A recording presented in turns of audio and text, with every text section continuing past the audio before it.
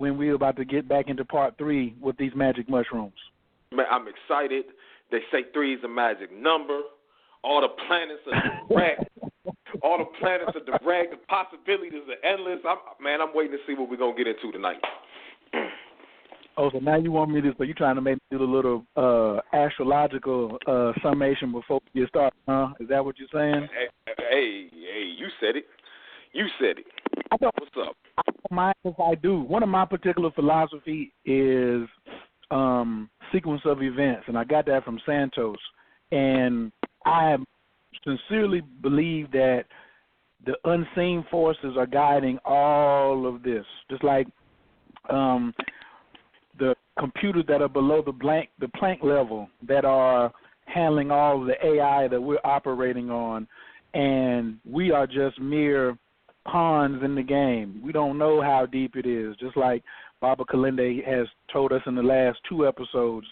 And I really had never tried to think about the sacred plant medicine and astrology in the same boat, but I am a practicing astrologer, and a lot of people have been asking me, well, all the planets will be going direct. What does that mean? What does that mean?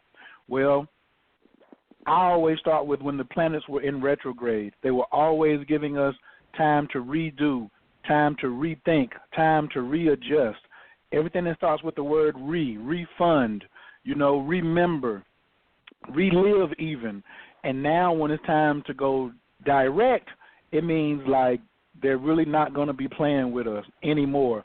We've already had the allotted time over the last 18 months of various retrogrades, various eclipses to have certain things brought to the surface. You know what I'm saying? And we had all those Pluto-Uranus squares, but now there's so many of the larger planets in their home sign. Neptune's in Pisces, Jupiter is back in Sag, Saturn is back in Capricorn. Let's have a small prayer for the Capricorns. And everybody has been going through it, but they really have only been going through it if they've been very resistant. Would you agree with that? Absolutely, we would agree with that. So now with the energies going direct, it's like, man, if you didn't have your luggage right or if you didn't pack your bag, you're going to have to just ride with what you got. That's just how it's going. If you made the adjustments, then we are about to really see who is who, because everything is out there right now. And I did not know that when the planets were going to be all going direct, I would be where I am tonight, having my own psilocybin experience, starting to develop a relationship with just a more expanded consciousness in myself, and having a show with Baba Kilindi on it. Kilindi Iyi. I had never even imagined that, especially on this particular subject. So tonight I'm crazy excited. I got a couple surprises in store. I'm glad everybody's joining in tonight. 917-889-3803 is the call-in number. And at any time, if you got a comment, question, or feedback, all you got to do is press 1, and we're going to bring you directly in. Today before I came on, though, I was searching for something, and I saw this story, and I want to read it to put things kind of interesting. In a mother's womb were 2 babies. One asked the other, "Do you believe in life after delivery?" The other replied, "Why, of course. There has to be something after delivery. Maybe we are here to prepare ourselves for what we will be later." "Nonsense," said the first. "There is no life after delivery. What kind of life would that be?" The second said, "I don't know, but there will be more light than here. Maybe we will walk with our legs and eat from our mouths. Maybe we will have other senses that we can't understand now." The first replied, "That is absurd. Walking is impossible. And eating with our mouths? Ridiculous. The umbilical cord supplies nutrition and everything we need. But the umbilical cord is so short. Life after delivery is to be logically excluded." The second insisted, "Well, I think there's something, and maybe it's different than it is here. Maybe we won't need this physical cord anymore." The first replied, "Nonsense. And moreover, if there is life, then why has no one ever come back from there? Delivery is the end of life. And then the after delivery, there is nothing but darkness and silence and oblivion. It takes us nowhere. Well, I don't know, said the second, but certainly we will meet Mother, and she will take care of us. The first replied, Mother? You actually believe in Mother? That's laughable. If Mother exists, then where is she now? The second said, she is all around us. We are surrounded by her. We are of her. It is in her that we live. Without her, this world would not and could not exist. Said the first, well, I don't see her, so it is only logical that she doesn't exist. To which the second replied, sometimes when you're in silence and you focus and really listen, you can perceive her presence and you can hear her loving voice calling down from above. Muto a Lilegnik, Mother Earth News. Son, what you think about that passage? Right? What you think about that? I love it because it's absolutely true. And if you think it's not true, get your grams up, and you too will bear witness to the envelopment within the mother. That's my word. Man, you said that one right on time. Tonight, the Magic Mushroom and Evolving as a Sovereign with special guest Kilindi Iyi. What's beyond death? Evolution versus revolution. What's beyond the beyond? Tonight on this show, international scholar and master teacher Kilindi Iyi of the Tamarian Institute will be laying out strategies about evolution instead of revolution and expanding from where we are now to where we really can go. This will be an envelope-pushing conversation. Pen and paper is a must. Feel free not only to call in, but to press 1 at any time if you have any comments, questions, or feedback. Tonight I want to introduce you all with a big round of applause to the brother whose page I got that from, who was our special guest tonight and who has been on the first 2 shows, and now he's on part 3 tonight. Put your hands together for Brother Kilindi Iyi.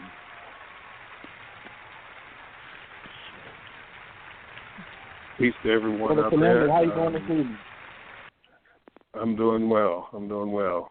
Peace to everyone out there. It's a pleasure to be here and be able to share a little bit of information with everybody who's in on the show. So thank you for being here. Baba, we want to thank you for definitely taking out your time to come through.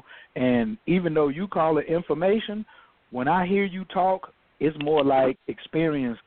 Like information I can get from a book, but the passion and the precision that you talk about, it just sounds so much higher than just information. It sounds like your personal experiences, which I don't doubt at all. And I just want to thank you because so many people are private with their experiences and don't get up and talk about it, especially in our community.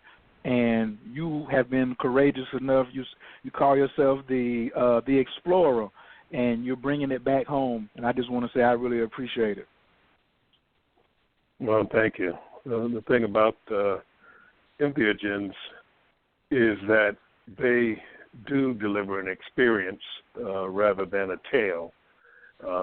Most of the things we deal with and work from are just tales. They're stories, and I mean stories are something that we need. You know, sitting around the campfire and listening to the elders dispense knowledge and information in story form is one thing, and also reading and being able to do research and gather information from books and things like that. All of those things are part of the puzzle of really understanding. You know, I was fortunate in that my grandmother was a domestic for a rich family who had primary stock in Chevrolet, General Motors. And she had a grandson who she doted on and gave him everything that he wanted. She was a millionaire, her husband had passed, and her grandson was her pride and joy. And whatever he wanted, she would get, and he wanted exotic books from different places and things like that. He went through a phase where he wanted, books that weren't really things that we read at those particular times, and he would want this and want that, and he would then move on to something else. So my grandmother would bring home things from her house when she was getting ready to throw them away. So he didn't want the books anymore, so she took the books and brought them home. And so I read the books because my grandmother really didn't know what they were. She just thought they looked nice and things like that. So I had a chance to read a lot of books and read early. But it came a point in my life where I wanted to no longer read about places, but to go and visit these places so that I could see for myself, to verify for myself. And that's how, I started to move out into the world and start traveling, to be able to actually see for myself the things that I'd read about in those books. And that's why I called myself an explorer, because most of the places that I went alone. And I recall the book Journey to the Center of the Earth by Jules Verne. And when one of the characters in the book said that the man who first journeyed to the center of the earth, Arnie Saknussemm, he said alone that this man went down here by himself with nobody else, no helpers, no guides, no nothing. He went out into the darkness and down to the center of the earth, but he did it alone. And that's one of the things that I remember from my childhood, that, the explorer goes alone. Wow. Woo, boy. Last week. And that's yeah. No, go ahead. No, you said, no, go ahead. You were saying last week, I said what? No. I can just bounce off of that. I know you can. I was just going to let you get warmed up, but because I had last week, there was, tonight I picked the subject about evolving as a sovereign. And there were some things that you said last week. I feel that you were channeling them down. If I probably made you try to get you to quote it right now, you'd probably be like, say what? But you were in that space. And so I listened to that, and then right before the show, when I read, that was something that you put on your page like a year and a half ago, or in 2017, about these two babies in the womb, and one baby was like a visionary and was ready to explore, and his twin was like, nah, it's just not logical. Why hasn't anybody come back to tell us about life after delivery? And what you mean, mama? All I see is you. It can't be no more than that, And I said, wow, what a coincidence for me to find this, where this one baby is saying, I'm just going to be a ward of the state, this umbilical cord, and wherever I'm at, I'm here, I'm a ward. But the other one was like, man, I know I'm going to be able to walk one day, and I'm going to be able to, and all the things that we look at that second child, the visionary, the explorer child, we see that both of those are in us. Which one are we going to feed? Are we going to feed the one who's the super skeptic, or are we going to feed the one who just only believes, like you said last week, a materialist that's right in front of them? And I want to play this passage from last week, and then I'm going to come back and ask you something right after this. So everybody, if you didn't make the show last week, this is just a little passage about where Brother Kilindi and all of us were at last week as we were following along. And I ain't talking no fantasy.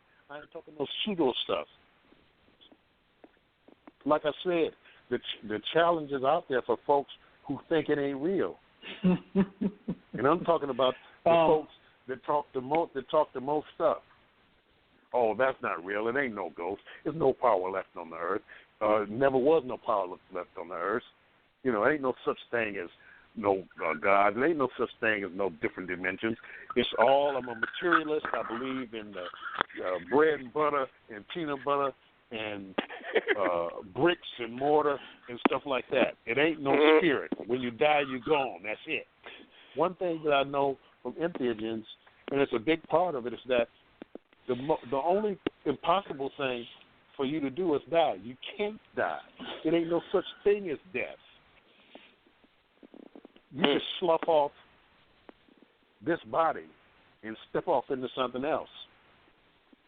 And the body that you step off into can look just like you. You may be a little younger, you may be a little older, and that's all pliable because you utilize it the way you do. What do you think they got Thanos and Galactus and them sitting in them chairs out in space? They just floating around in space sitting on a chair. If you go back into my talks, we talk about the chairs. We talk about sitting in space. It's all about the stools. Those Asante stools are those things. Those are Asante ancestors, the Asante folk, those who came together for war, sit on those same stools with those same symbols, those same Adinkra symbols, sitting out in the cosmos, sitting on stars to make ours look like a match because they're part of the houses. I try to tell the Moors that you can't be a subject and a sovereign at the same time. So what, the King of Morocco signed the treaty. That makes you the subject of the King of Morocco. You exist and live under his bequest and behest. Sovereigns don't have nations. The Rothschilds don't have no nation. Right. The Redshields, they don't have no nation. Right. The House of Windsor, they're not part of a nation. The House of Fraser not part of a nation. The Habsburgs and all that kind of stuff, they're not part of nations. They have houses. Houses are separate entities. They are like a Sith holocron, like that oblong square that the doggone Borg are in. They self-contained. That's why they say they're the House of Windsor. They don't say we the German Empire. They say we the House of Habsburg, or we the House of Rothschild, or we the House of Windsor, or the House of this, or the House of that. Because you can't be a national because you are beholden to the nation. The house is your family. It's where your roots are embedded in eternity. It is who we are. It is where we stand in relationship to everything else that exists everywhere in all time and space. That's why you better be part of a house, not part of a nation. No, I'm saying, and this is the old stuff. This ain't the new modern stuff. Everything that's being done now is modern. It's not the old stuff. The old stuff. I got my 3 lessons, the last 3 lessons from my teacher when I was down in the grave, in the crypt with him. I spent 3 moonless nights in the grave with my teacher. And he taught me the last 3 lessons of darkness on this earth. Everything else I got to get from him on the other side.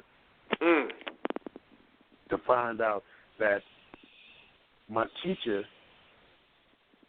is my advisor. So when I go into the multiverse and I converse with my teacher, he advises me on what's going on every place, all the time, throughout existence, throughout time, throughout space, throughout the multiverse, throughout the infrarealms. Should the family go here? Should the family go there? Should we step to these folks? Should we close down and hold our position? What strategies do we use moving into places that have never been breached, into realms that have never been experienced? We going into places that it ain't no precedent for. There's nothing that has ever been in these places. And there are places so dark and so malevolent and so horrific and so powerful that you have to create on the fly how to deal with these things. We're talking about the realms of true power and the existence of all things at all times. And these things are available for those beings who have the courage, who have the power, who have the fortitude, to those who can look darkness in the eye, who can look the spirit of death in the eye and say, not today.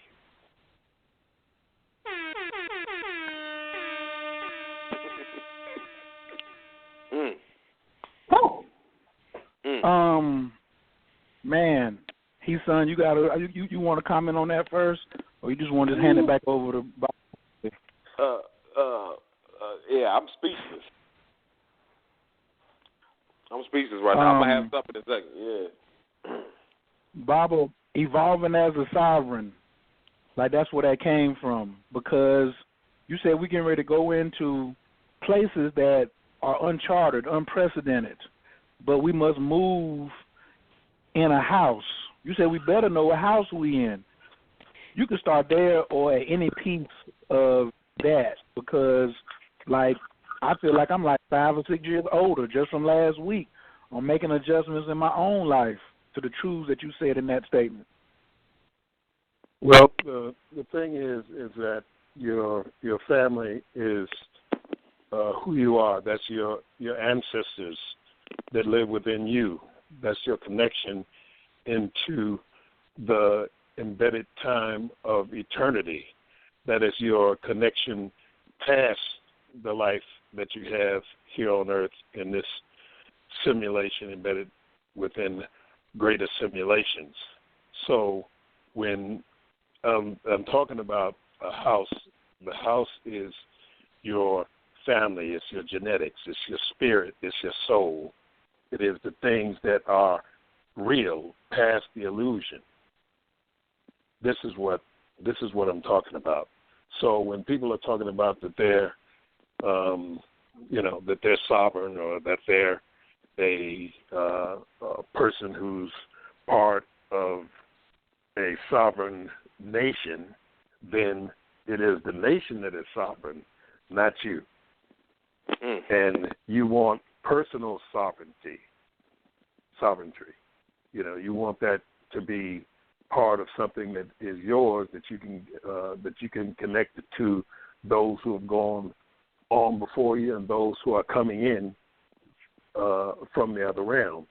So, it's about being able to know and understand that.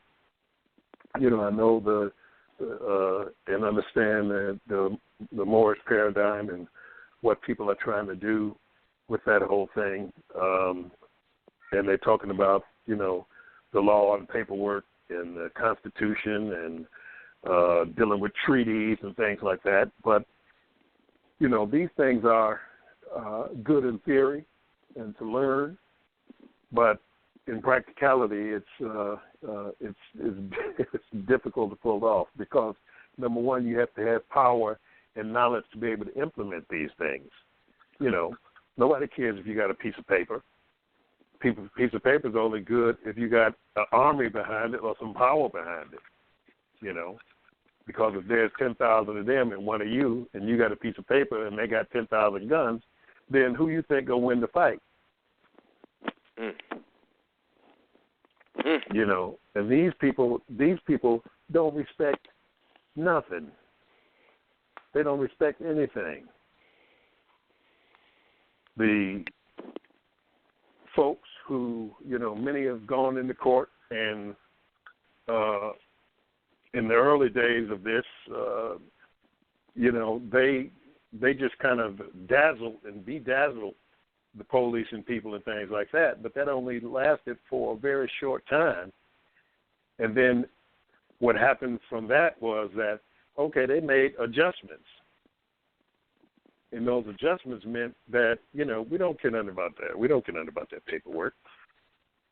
And then most folks who are stuck in that paradigm don't even understand the history of the paradigm and where the original information for these things came from. Black's Law Dictionary. You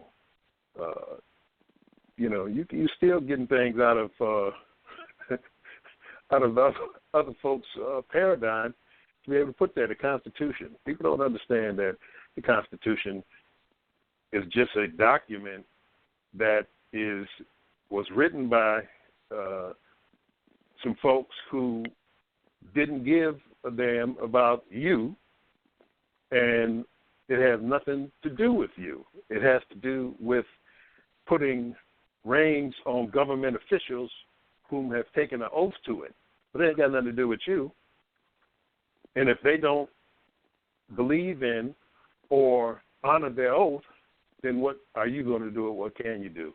So it's difficult. But when we're dealing with personal sovereignty, you're dealing with your family, you're dealing with your own knowledge, you're dealing with your ancestors, you're dealing with power from the realm that is transferred from those realms into this realm through experience.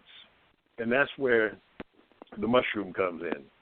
That's where the entheogens come in, because they give you actual experience in these realms to be able to weave your way through the understandings of power so that things just start going your way from the unseen realm. You're just in the right place at the right time. You're not there for that bullet to hit you. You're not there, and you think you're just walking through the day and everything is moving smoothly, and that's what it's doing. But it's because of the unseen forces that your house produces that puts things into a proper perspective. Bob, go ahead. Yeah. Go ahead. These wealthy houses, these ultra-powerful wealthy houses that you were naming earlier, are they utilizing entheogens and keeping it to themselves? They all are using entheogens. They're all, the Vatican, the different places, high up in Islam, the Hindus, the Christians of different areas of different denominations also use them. So everybody's using their entheogens on the higher levels. The Yorubas are utilizing them, but they don't tell the rank and file practitioners that may be over here practicing. They don't tell them what those medicines are. They don't tell them what the medicine is that are in those cuts that are on the scarification. They're not just for identification. The cut on the cheek with what they call the medicine in it, they don't understand that medicine came from a different star system brought here when the house came here, the family came here.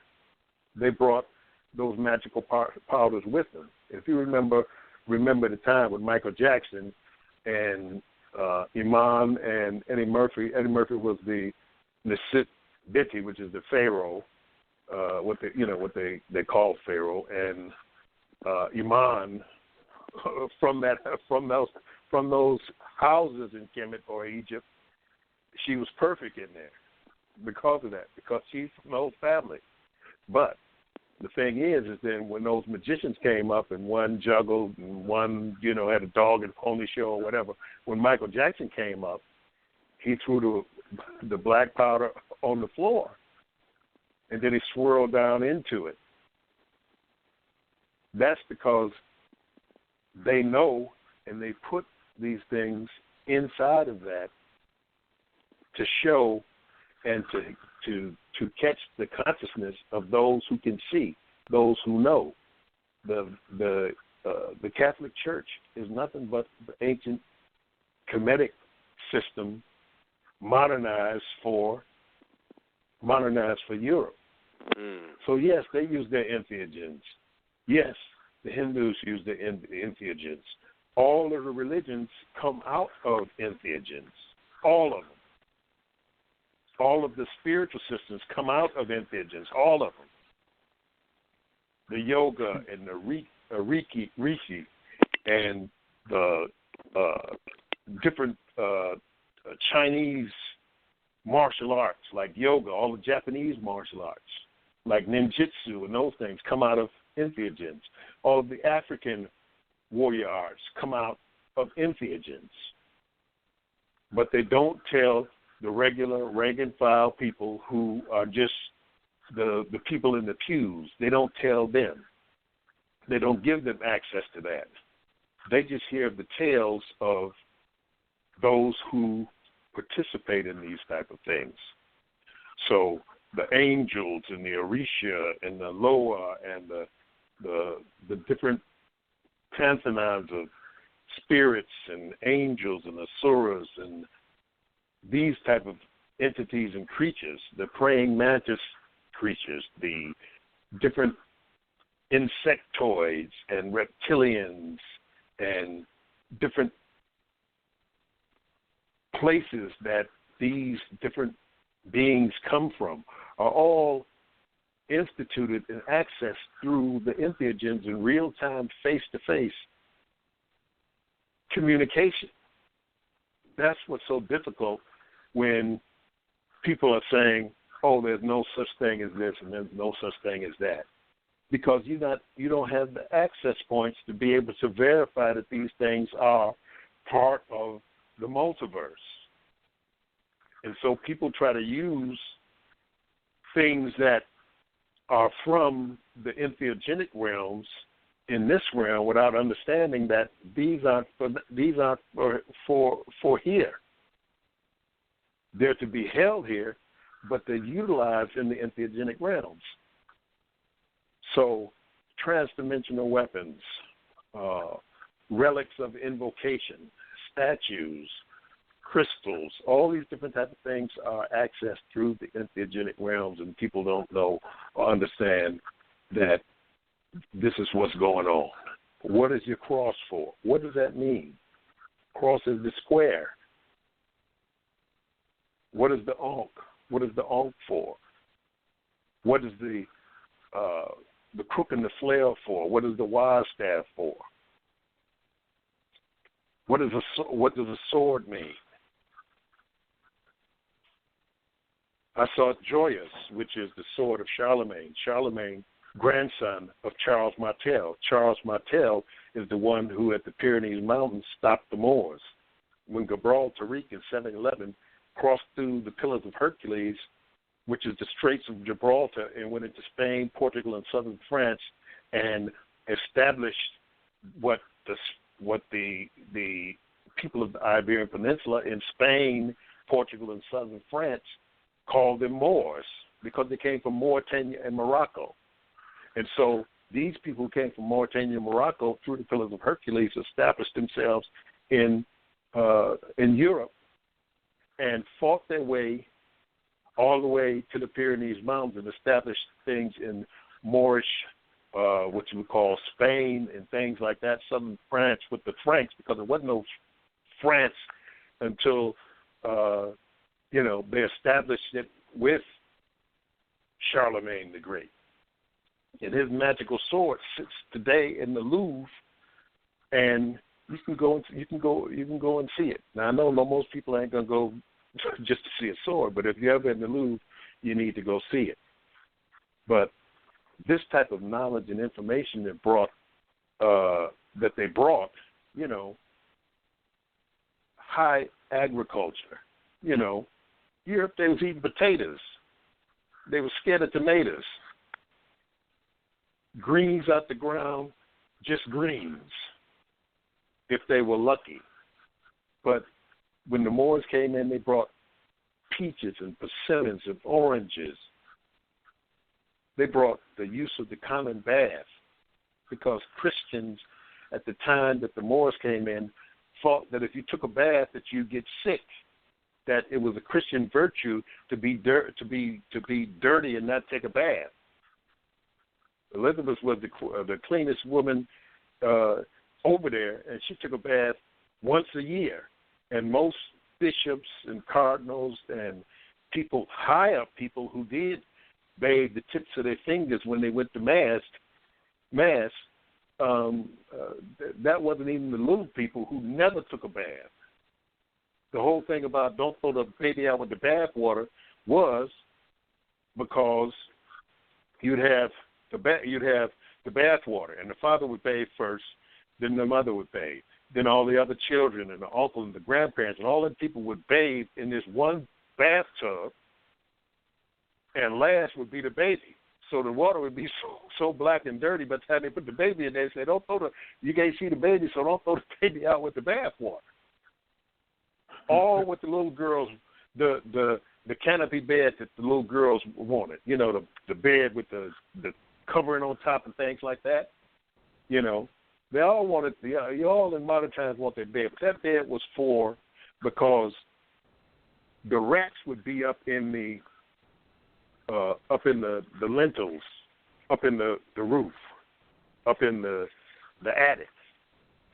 And they would be walking along the lintels, and that piece of fabric over top of the bed was because those rats would shit off the lintels, and the shit would drop. You'd be sleeping in the bed, and the rat shit would just fall down on your face. So they put that piece of covering up there to stop the rat shit from falling out the doggone attic. And then when the cats were chasing the rats, and the rats would fall out the attic off those beams going across the top of the room, that also was there so that you wouldn't be sleeping, and a rat fall out the doggone ceiling. That's what they call them, Warford roof rats. A rat would just fall out the doggone ceiling and fall down on your bed, or fall down on your face, or fall down into your blankets. That's what those things are. So the things that folks are thinking, I need the girls are, I want a canopy bed so I can be like a princess. No, in them castles wasn't no heat, wasn't no toilets. They just fling shit out the window. And once a year they come by, rake it all down into the water that they drink. It's a book called Dirt that's probably available on PDF that talks about it. But the Moors brought this stuff in and said, hey, hold it. You know, that's where perfume and all that kind of stuff came, because you couldn't go to one of them courts of the king and things like that. The stench would hit you 100 yards before you get there. So that's why they put perfume on the handkerchiefs and things like that and wave it around and sniff it and stuff like that, pull it out their sleeves and sniff it, you know, so that they could stand being in the court because they wasn't taking no baths and stuff. This is what the Moors brought in. They brought in the first universities.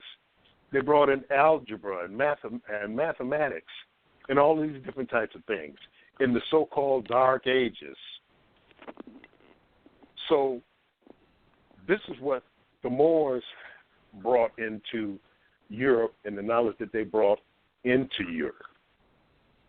And I've been to Moorish Spain. I was in Toledo and Madrid. Toledo, I was in there looking for swords, you know, going through the different things looking for swords. So I've been there and I've seen myself the architecture and the things that they built and all of the slick gadgetry at a time when it was hardly anything going on. But all of these things were still fed off of the entheogens.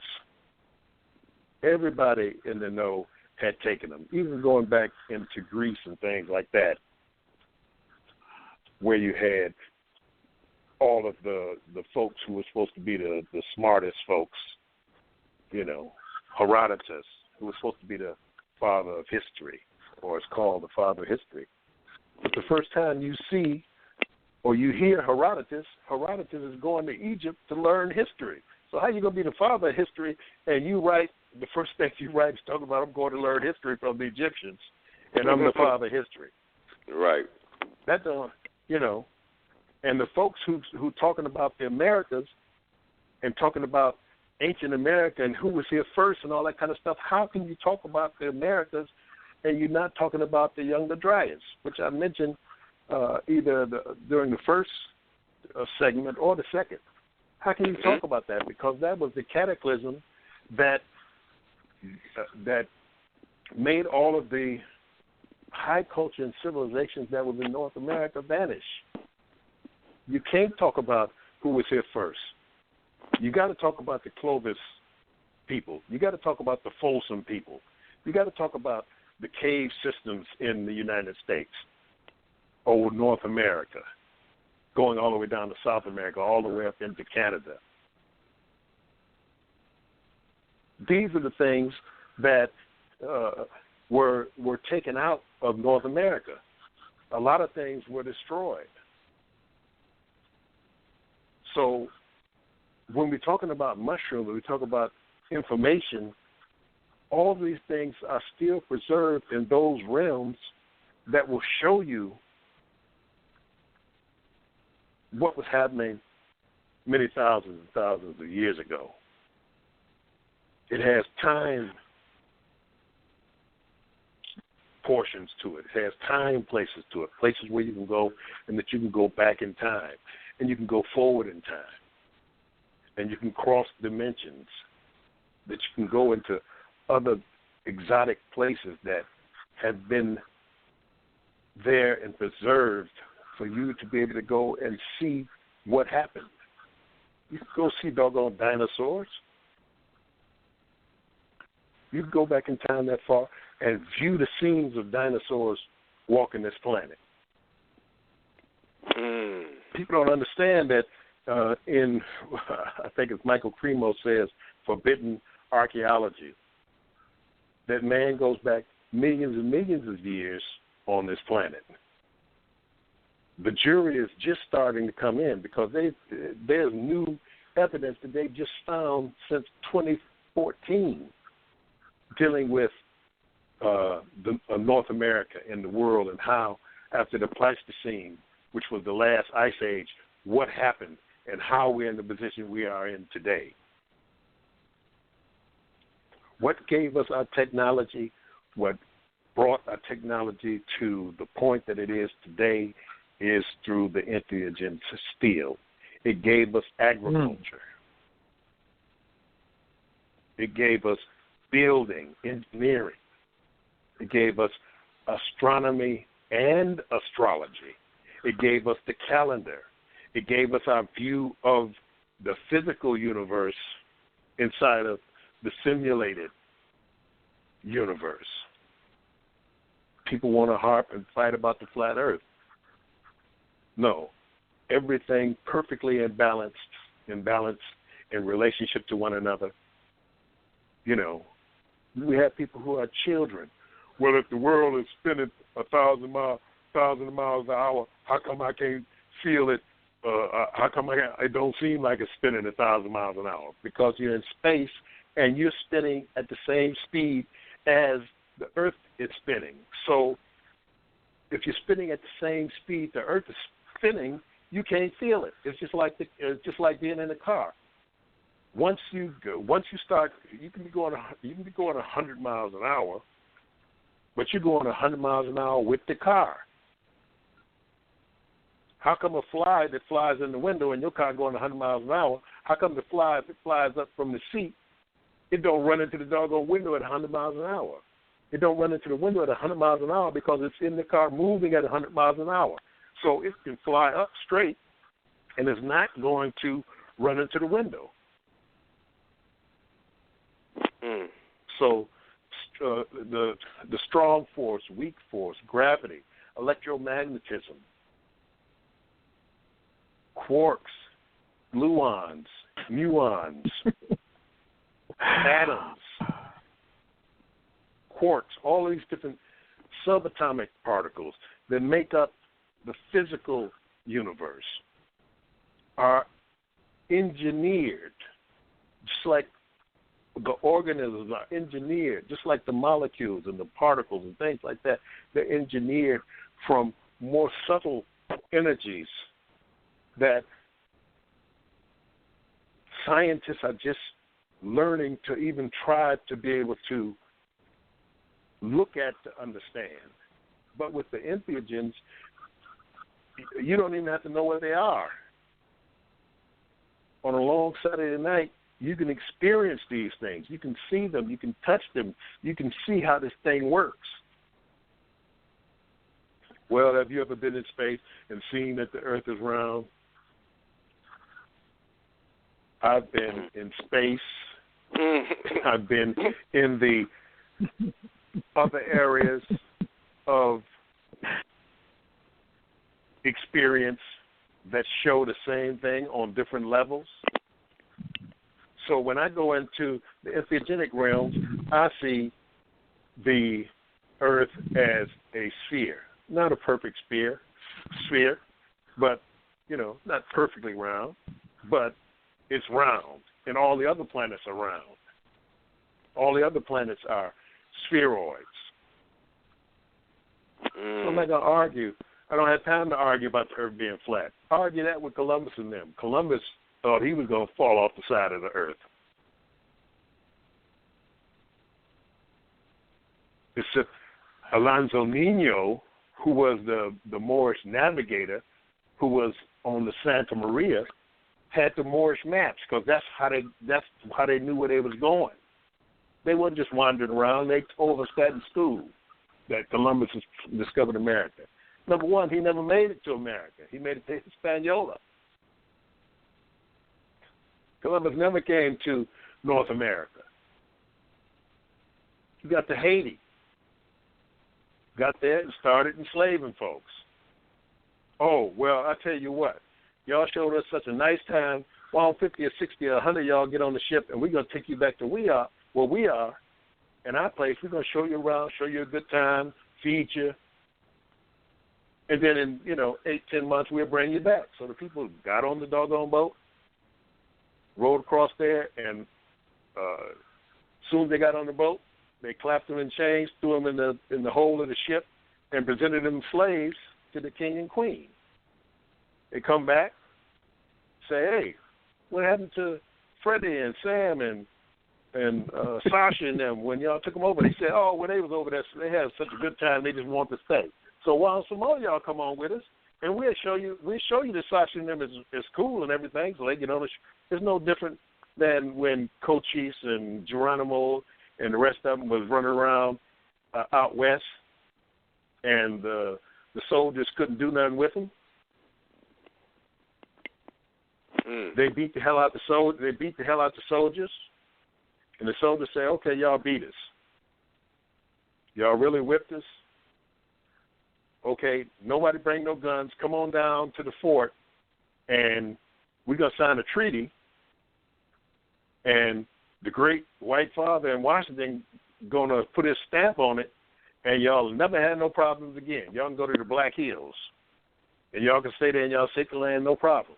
Soon they come, they leave their guns and stuff at home. They bolt and nails at home.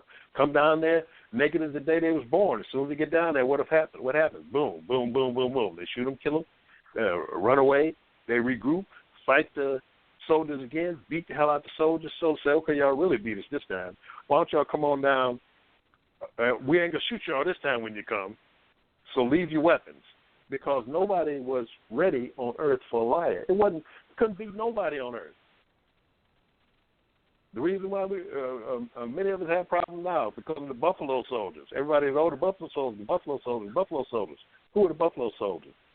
Buffalo Soldiers were the ones who, in the Spanish-American War, beat Teddy Roosevelt and his buddies from Princeton and Harvard and stuff like that who wanted to go fight, beat them to the top of San Juan Hill because they're the one that won the doggone war.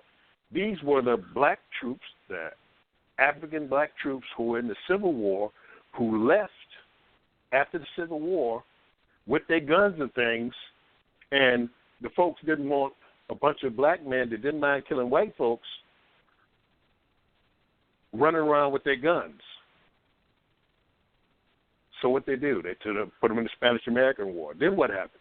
They sent them to the Philippines to fight in the Philippines.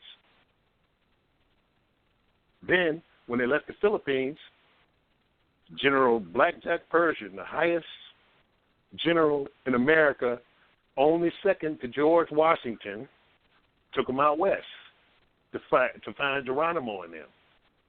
And that's what they did. So history is important.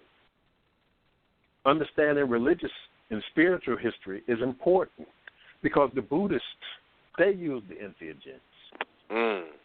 The Jains, the Zoroastrians in Persia, Haoma, which was the same as Soma, utilizing the what they call Syrian root, or in Africa, what they call the African root, which was the monoamine oxidase inhibitor that you paired with the DMT to get the experience of the DMT. The DMT was what? It was the acacia tree, the mimosa tree.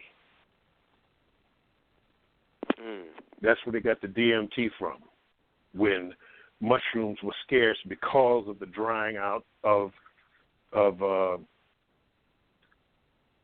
different places around the earth, because of the change in climate, because of coming out of the Younger Dryas. The Younger Dryas was a 1,300-year period when, after the last ice age, we were plunged back into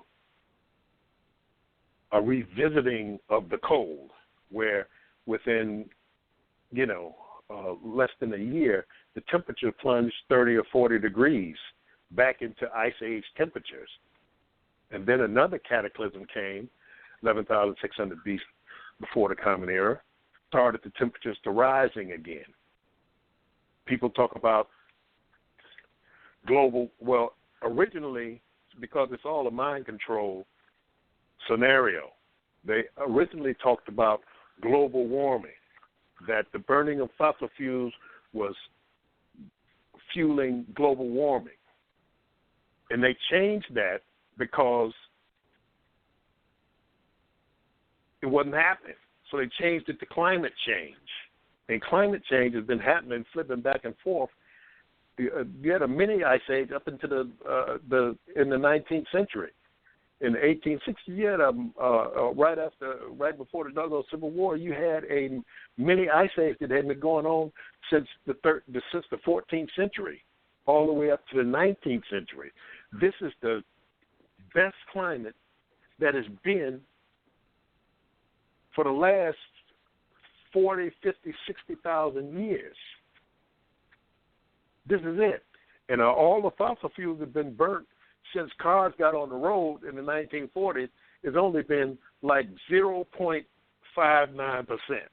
It hasn't even been a whole percent that the fossil fuels have changed. It's all a mind control thing. It's something to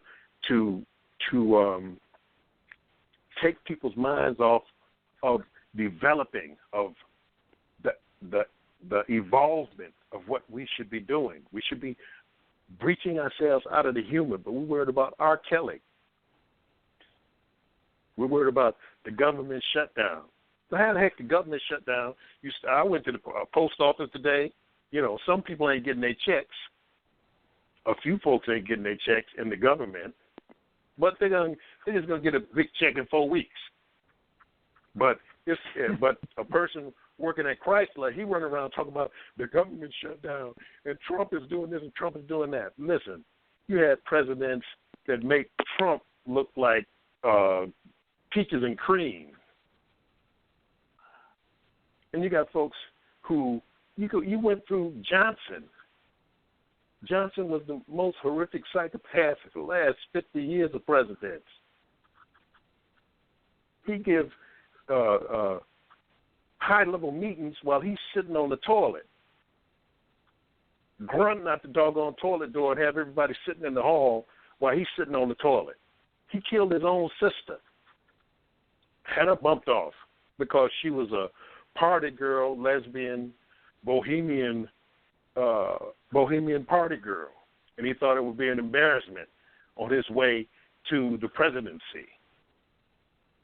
And along with his cohorts, I'm of the information that he bumped off his boss, which was John F. Kennedy. But it is distraction. What about R. Kelly? The R. Kelly thing that rolls his head again. Y'all knew since he peed on that girl what R. Kelly was doing. What's been going on since the 90s since he did that? What's going on since he was with Aaliyah?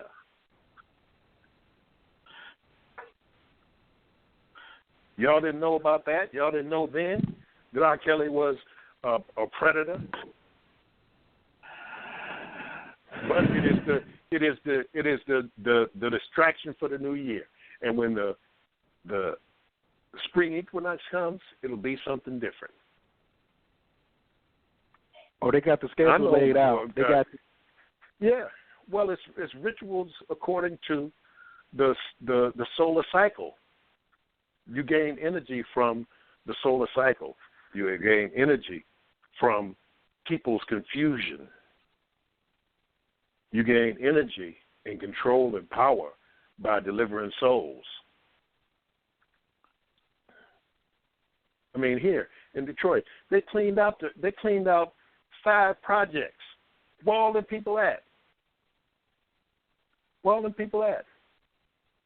They just 2 days ago said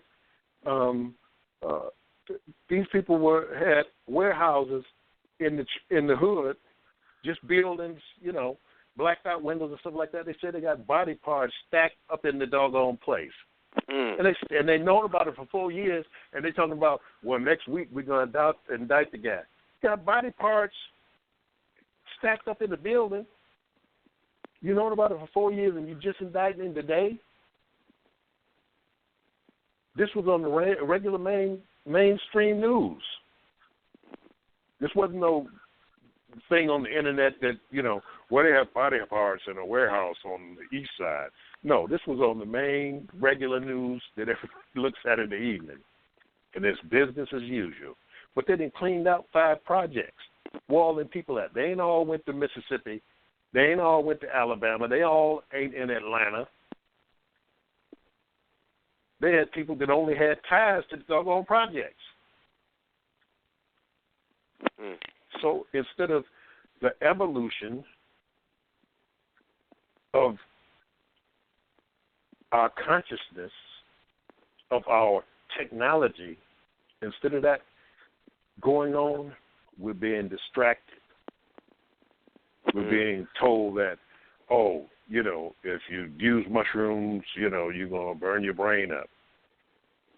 When in reality, that you can just go to the internet and Google that mushrooms perform what is called neurogenesis. In other words, it grows new neurons in the adult brain, for which the last 40, 50 years, 60 years, they told you that adults couldn't grow new brain cells. But things like lion's mane mushrooms and psilocybin mushrooms grow new brain cells, make new dendrite connections in the brain, deal with your depression and all of those different type of things. The study started in April in Australia that mirror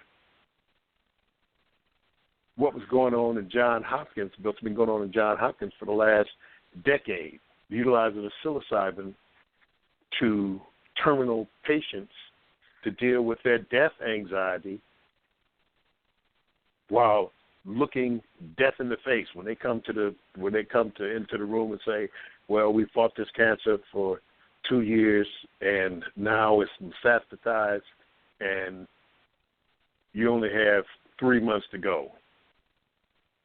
And in the midst of that, the person's going through, well, what are my children going to do? They're going to miss me. What I got to do about the house? You know, my husband or my wife is, you know, they're going to be devastated. This news is terrible. I'm depressed. I'm taking all this medicine. I'm sick. What do I do? What do I do? And then I'm facing the specter of death staring me down. You know, I don't know what's going on. I know I went to church all that time, and they told me Jesus was going to be standing there holding my hand, but Jesus didn't stop to catch him no matter how hard I prayed to him. But they can take 10 or 12 mushrooms and give it to the person, and all that goes away. For some reason, all of that goes away. And they can get their business done. They can look that darkness and death in the face and say, okay, well, that's part of life. I'll be in a place where I'll see my mother and my father, because they're going to see their mother and their father who passed maybe on that trip. And they're going to say, the person may be 90 years old. They say, and the mother steps out of the darkness and says, baby, you know, it's going to be all right. Yeah, it's going to happen, but it happens to everybody. Everybody dies. But you know what? When you take that last breath, you say, I'm going to be standing right there to grab your hand. Don't worry, they're going to be Jesus, because there ain't no such thing.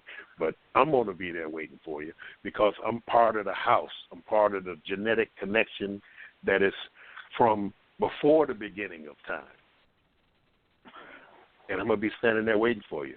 And your father going to be waiting there for you. And Bobo and Aunt Mamie and Sammy the grocer from when you were a child, they all going to be right there waiting for you to welcome you in with open arms. Just from that one mushroom dose. Because it's very dose specific. It'll pair it. It'll do anything any of the other entheogens will do. It'll do what the 5-MeO-DMT will do. It will do what the Salvia divinorum will do. It will do what Hawaiian baby rosewood will do. It can be like Jimson weed. It can be a delirium at certain levels. It can be a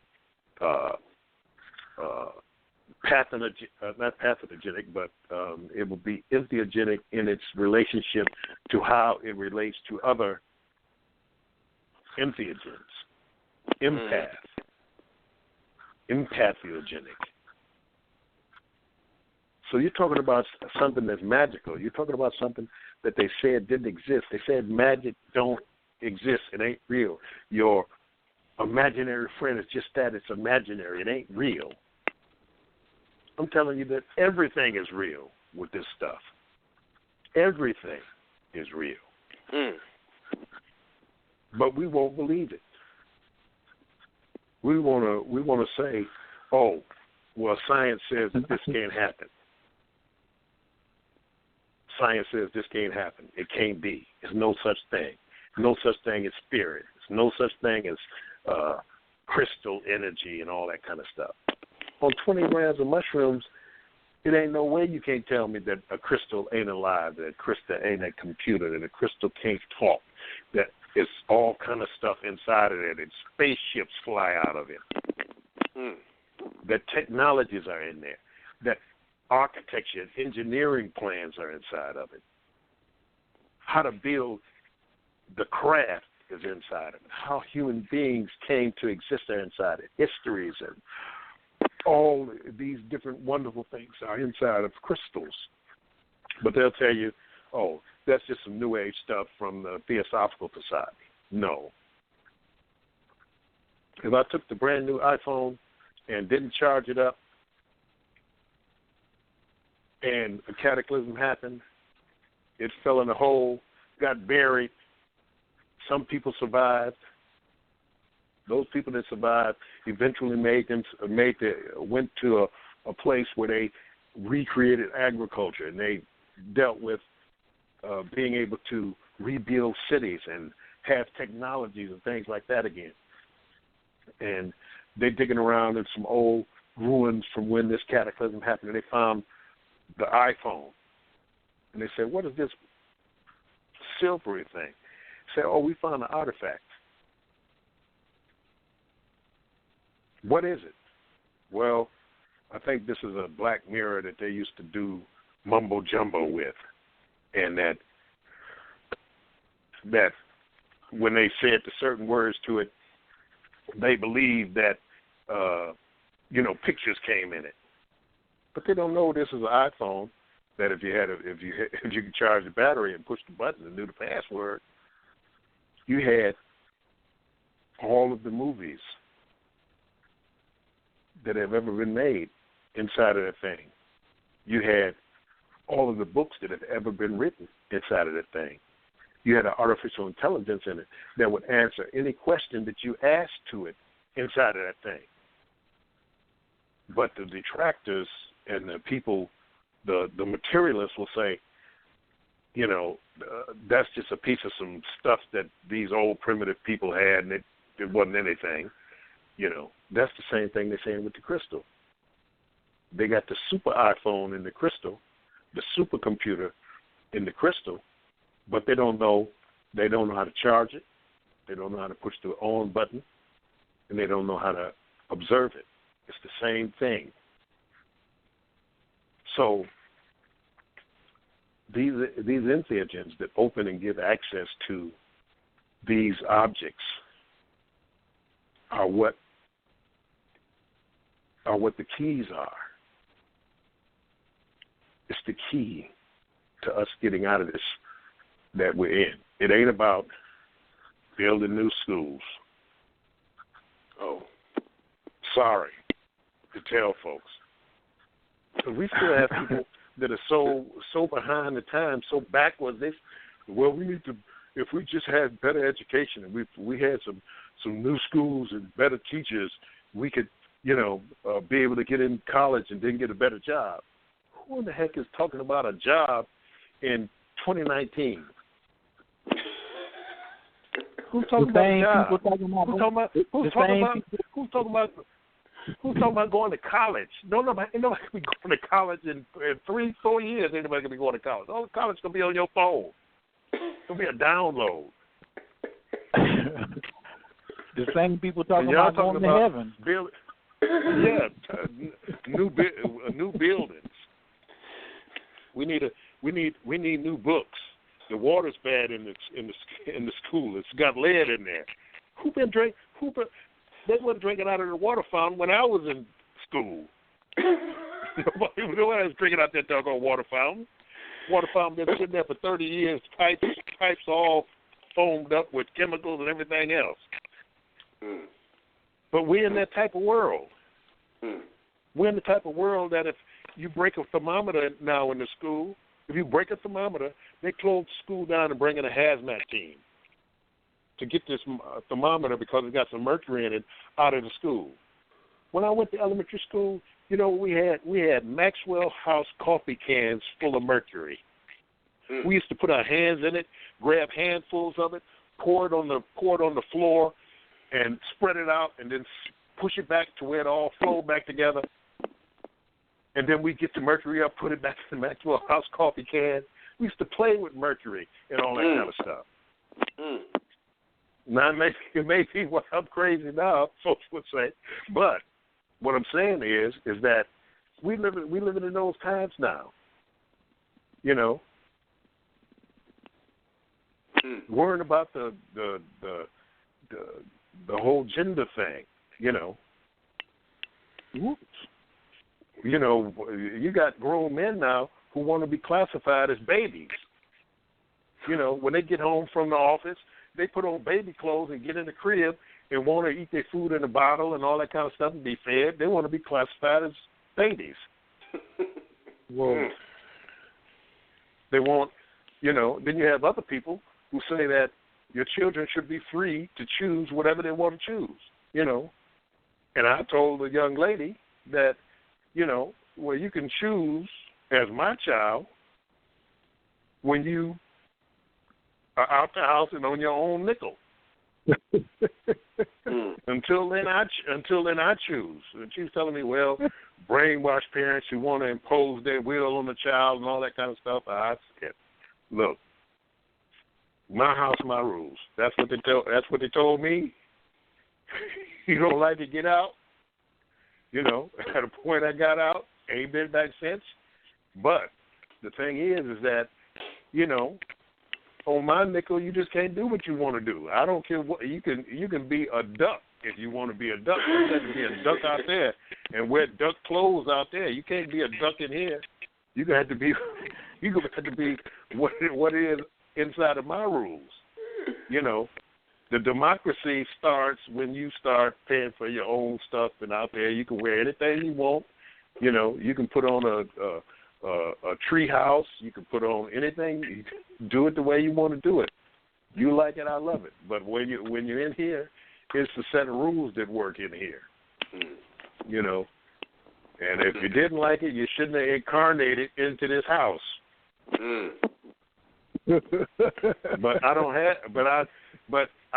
have that problem with my children, which are all grown. I don't have that problem with them because, you know, they know who they are, they know where they come from, and they know that the house that they grew up in had certain rules and regulations that were followed. So they, in my opinion, are well-adjusted, well-rounded adults and are moving through life as good as anybody else. And they take the images also. These are things that I shared with my children. These are things that I do myself. You know, I'm the cook that tastes the soup before I give it to everybody else, because you got people out here that's going on theory that they never did what they're talking about, and they're trying to give it to somebody else. No, I taste the soup before I give it to you. That's what it's about, that you're doing it for real for yourself before you share it with the community. Don't tell me what other folks have told you. You know, it's hard to deal with people. It's hard to deal with people, especially the research community, especially our community, dealing with things. You know, you got people who talking about evolution, but they ain't never read Darwin's work, Origin of the Species, and the Descent of Man. And they'll talk about, well, Darwin said that we was descended from monkeys. No way, he didn't say they were descended from monkeys. Read the book before you start talking about it. As a matter of fact, he don't even talk about human beings at all in the book. It ain't till the Descent of Man that he talks about human beings. He talks about finches in the Galapagos Islands.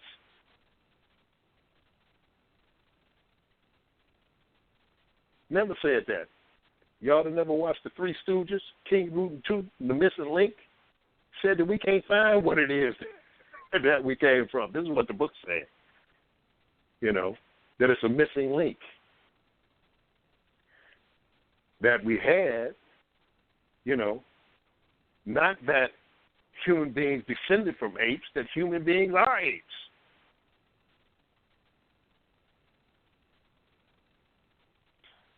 But what they don't understand is that there's 27 different types of human beings in existence on Earth right now.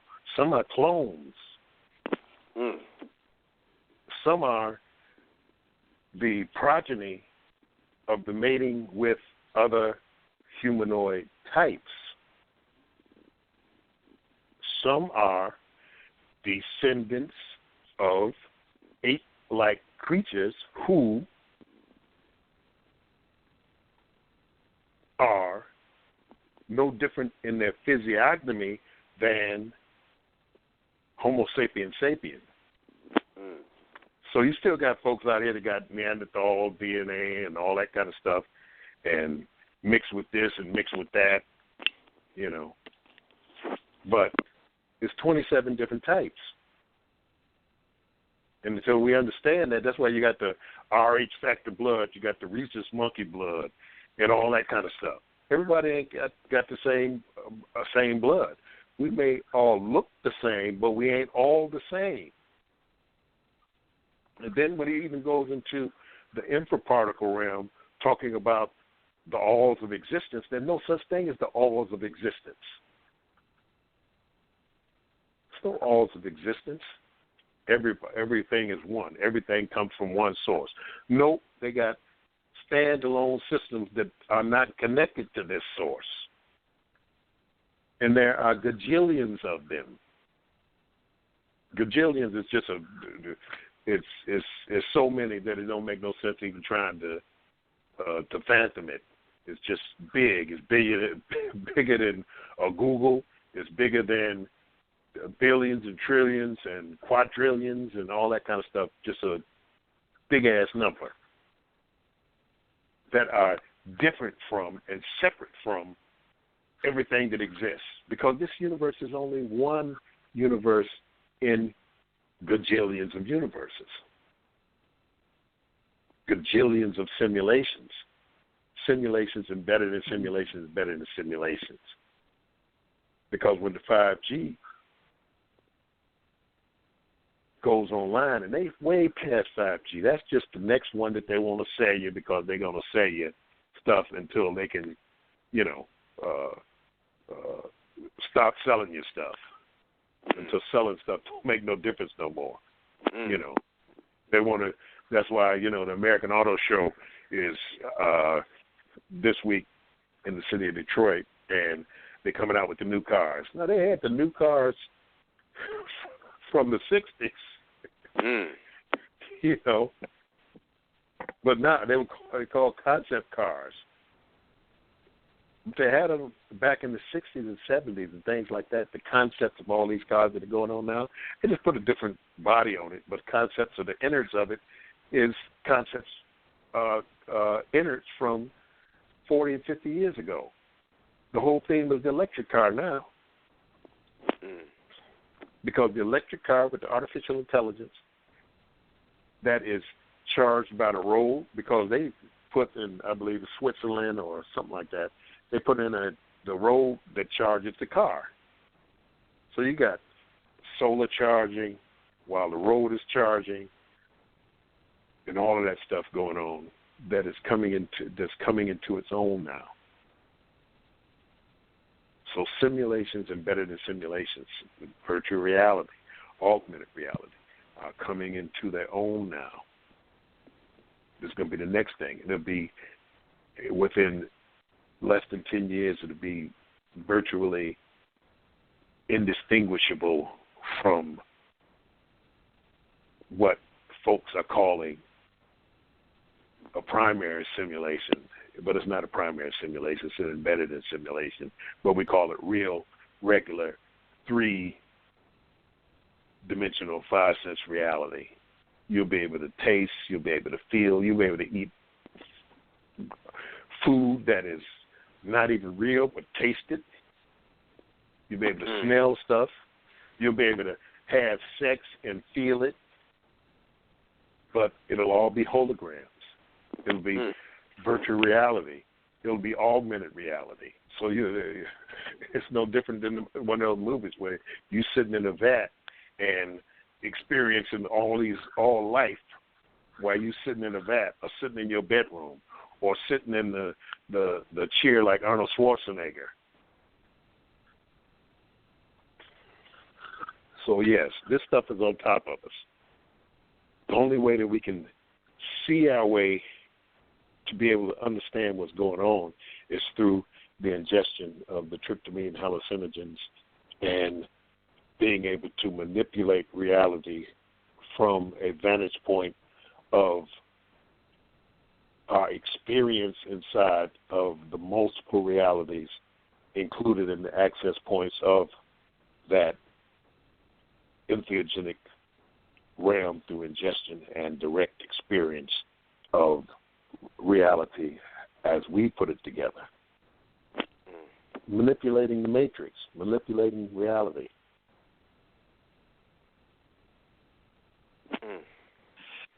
Baba, one of the things that you talked about in that clip also was, one thing you know for sure is that death is impossible. And a part of, in the title of the show, evolving to a sovereign.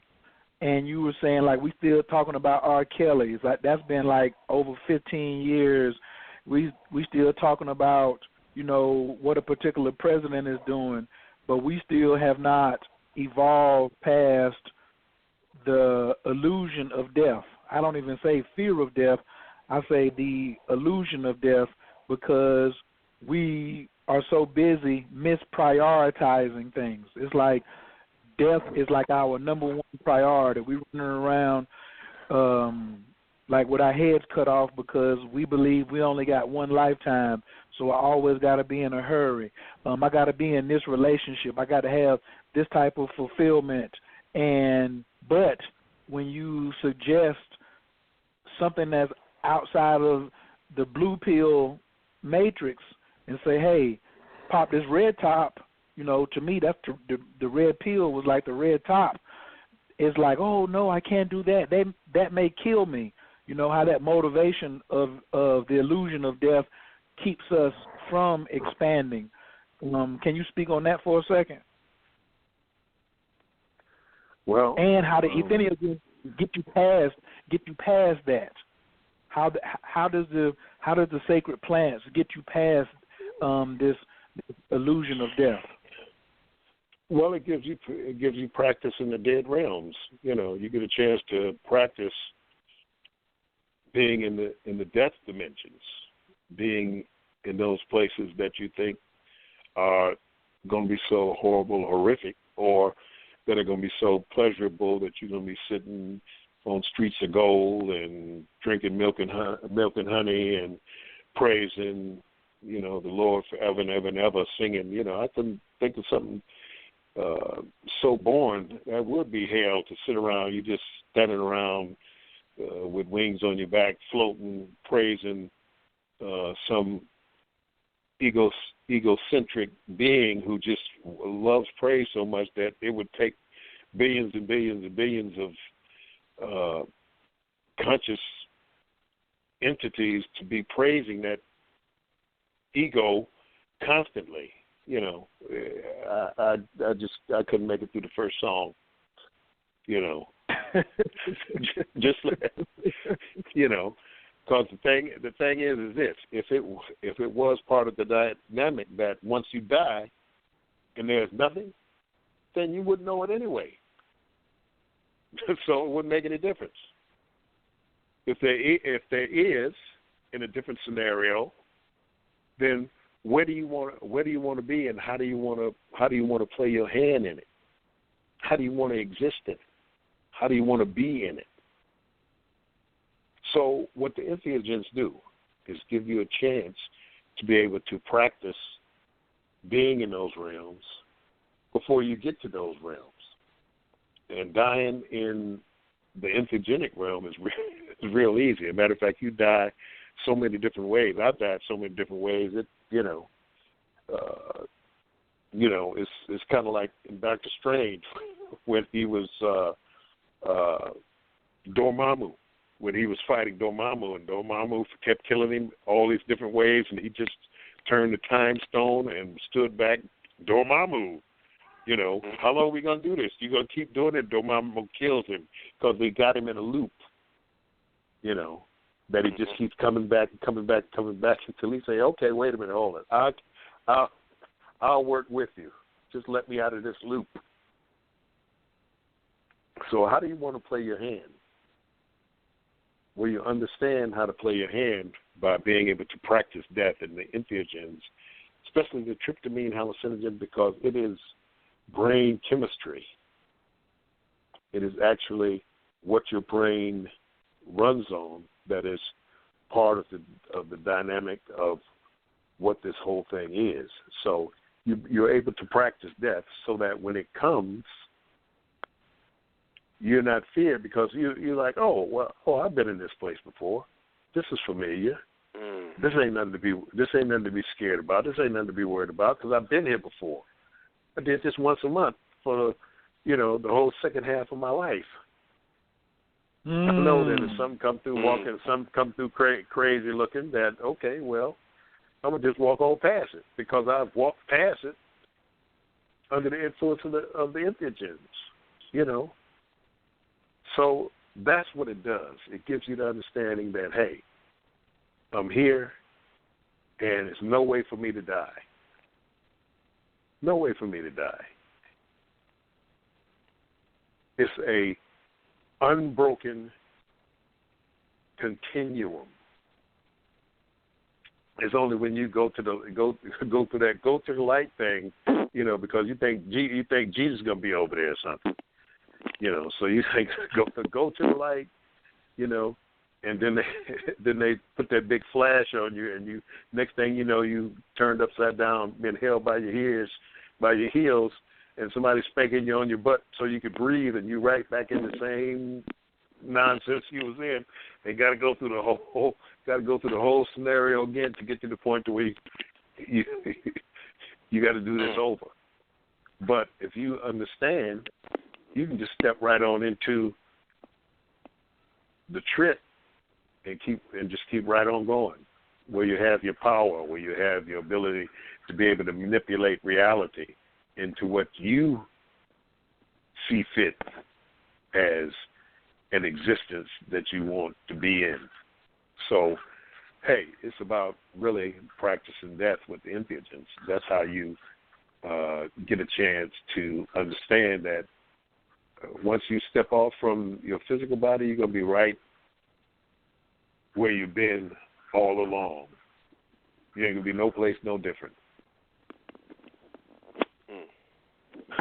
Can you also, you said your teacher taught you the last 3 lessons of darkness up under 3 moonless nights. 3 moonless nights, yeah. In all of the footage and things and past lectures that I have heard of yours in my research, I have never heard you, speak on any of your teachers. What could you tell us something about your teacher, or what led you to sharing that about him or her last week and those 3 moonless nights?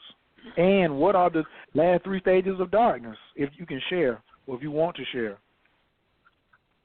Well, I mean, it was just to show my resolve in wanting to know and to learn. Now, for a person to get down in the crypt with someone who's passed on to the next realm and spend 3 nights with them, talking to them, it shows the resolve of wanting to know. This is something that I did because I wanted to know what is death and darkness. I was just on the Facebook, and the guy said, it was on a DMT page, and the guy said, well, this is my first time taking DMT. What can I expect? And what's going to happen? I know what you expect you're going to be doing. I don't know. You don't know, I don't know, and don't nobody else know. And if anybody say they know, they lying. Because nobody knows. Nobody knows what your experience is going to be. But one guy, he chimes in and says, there's nothing to be afraid of because there's nothing in darkness that is not in light. I'm like, now, who told you that? Who told you that? That's a person who ain't never been. That's a person who ain't never been in no darkness. Or they think they've been in darkness because they was in their room and they turned the light out, but that ain't darkness. Darkness is a conscious entity. That light is like a baby sister of darkness, a child of darkness. Light is one of the children of darkness. It it in no way equals darkness. People would like to tell you that darkness and light are equal and the same, but they are not. The powers of darkness pale the light, makes the light pale. So, to be able to speak to the dead in the land of the dead, in the crypt, and go into darkness, what we talk about when and somebody talk about the triple thick darkness. That's a darkness that's so dark that it's really dark because there's no light that exists at those levels of the infraparticle relationship. Because it's so small, it's smaller than the photon. So, being smaller than the photon, you can't experience light because you're in orders of magnitude smaller than what the photon is. So there's no darkness there. There's no light there because there's no photons. Photons can't get down that small to light nothing up. You have only darkness to work with. So it's showing the resolve of being able to, it's just about doing it for real instead of talking about it. I'm tired of folks talking about it. I'm talking, they're the realms of darkness, their power and all that kind of stuff. You have absolutely no idea until you get into the higher dosages of these entheogens and moving it for real, because most of the people, even those who have taken entheogens, are so far from the real, true experience of what this thing is, is that they might as well not even be doing it. You got people talking about, I took some mushrooms and we went out in the woods and, the trees were alive and the water was, tranquil and, me and my lover were walking hand in hand down the road and the mushrooms were talking to us and, we saw all of the sparkles and the stars were moving and all of that. That ain't the entheogenic experience. That's you still here. The entheogenic experience is once you get into the higher levels of it, because it will embrace you and cradle you and nurture you until it feels you're ready to start giving you the other stuff. Well, it'll say, okay, I done showed you this, I done showed you this and showed you that. Now let me show you something about what this shit is really about. You want to really know? You want to really? I'm telling you. Do you really want to know? And I look at Indiana Jones and the Crystal Skull, the last scene in that, when they're down in the temple, and they brought the Crystal Skull into the temple, and, they got the little gray, well, he ain't a little gray alien, he kind of like a 7-foot gray alien, and it's 9 of them, and they all become one, and she says, show me, I want to know. And it turns and looks at her with that left eye, and she says, I want to know. I want to know all of it. I want to know everything. And you could just hear the alien in his head saying, oh, you want to know everything? Well, let me show you. And then with about 3 seconds in, she's like, okay, that's enough. Stop. Stop. It's enough. No more. That's enough. And that's what this thing will do. It will show you the real of what this all is. And then there's bajillions of orders of magnitude beyond that. But I'm talking about if you really want to know, take a high dose and say, look, show me what this is. Show me what it is for real, because I have a connection to this thing. I've been through it. I may not remember it, but show me for real. Not all that woozy, dancing and singing and I got possessed by the gods and all that kind of stuff. No, that's not what I'm talking about. I'm not talking about the angels and, casting spells and wanting to understand the secrets of the universe. This ain't got nothing to do with the damn universe. Get in there by yourself, because you can fool everybody else with all that nonsense that people talk. And I'm just here conversing, talking real. You can fool everybody else. You can fool your spouse. You can fool YouTube. You can fool Facebook. You can fool the world. But when you by yourself, and it's nothing but you and the mystery, I'm talking about the mystery of existence, of consciousness, of the soul, where it exists. And you say, show me what this is for real. I want to know. I can stand it. I can take it. And let that thing roll. Let the veil fall down. That's when your fiber and your tenacity and your courage and all that thing. It don't mean that you ain't going to be afraid, but true courage is that you're afraid in the doggone thing, but you still step forward because you want to know.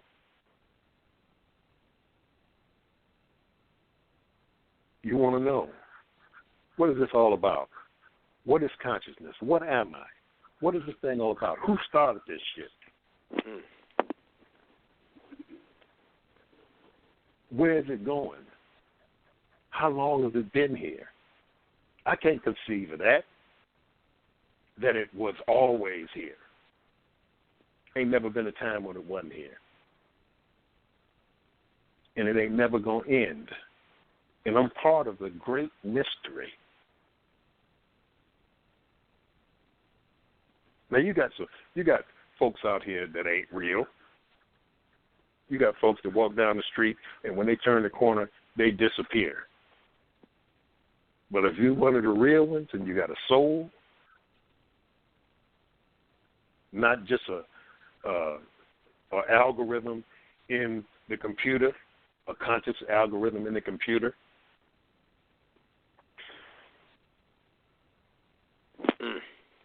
they got things out here that are old, that are older than time, older than this universe, that are older than this universe and older than all of the universes, because this thing goes in every direction forever and always has been. So when you say, show me that, show me this, show me what it's really about, and you're alone and you ain't got nobody to grab onto, because when it comes down to it, you're alone anyway.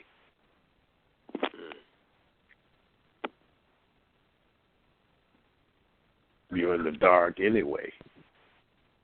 Bob, I got a question about relationships down here in Earth. How important is it to have a partner who is supportive of your exploration? Do you have you I don't know what your relationship status is. I assume that you've been married before. You said your wife passed to the realm of the ancestors a couple of years ago. You could talk about that if you like. What was the connection? Do you think that you could have explored the places that you've been without her support? Or was it mandatory that she did support you in what you were doing when y'all met? Or how? Just can you give me some of the backgrounds on the dynamics of a successful relationship for a person who's on this particular path? Well, if we're talking about my life personally, all the women in my life are the women that have always been with me. I only have so many women in my that are part of my life and understanding, and they've always been with me and will always be with me. Death doesn't make that any different. So all of the women that I've been with have, they've all been explorers also with mushrooms and other things, DMT, and some do ayahuasca and things like that, but they've all have been searchers or explorers of the multiverse also, because that's what we do, because we're a house and we find each other in all of the things, everything that exists. So they roll, we roll together. They roll with me. We've done sojourns into multiverse together. So when I give up this mortal physical body, and it'll be no different. They'll be there waiting for me because we're already there. This is just an offshoot experience to gain experience of a different type. So, no, there always, it's not anything that, we have to worry about support. We're doing this thing together, just like my children do it. My grandchildren will be doing it at some point in time. We're all doing it because we all roll together. We're a family. This is a family thing. And we self-contained in life and in death. In speaking about your teacher, I'm sorry, go ahead. No, finish. I was listening. Go ahead. In speaking about your teacher last week, you said my teacher is my advisor, and advising you of the moves to make. My teacher is my advisor. Yes, my teacher is my advisor. He came here ahead of me to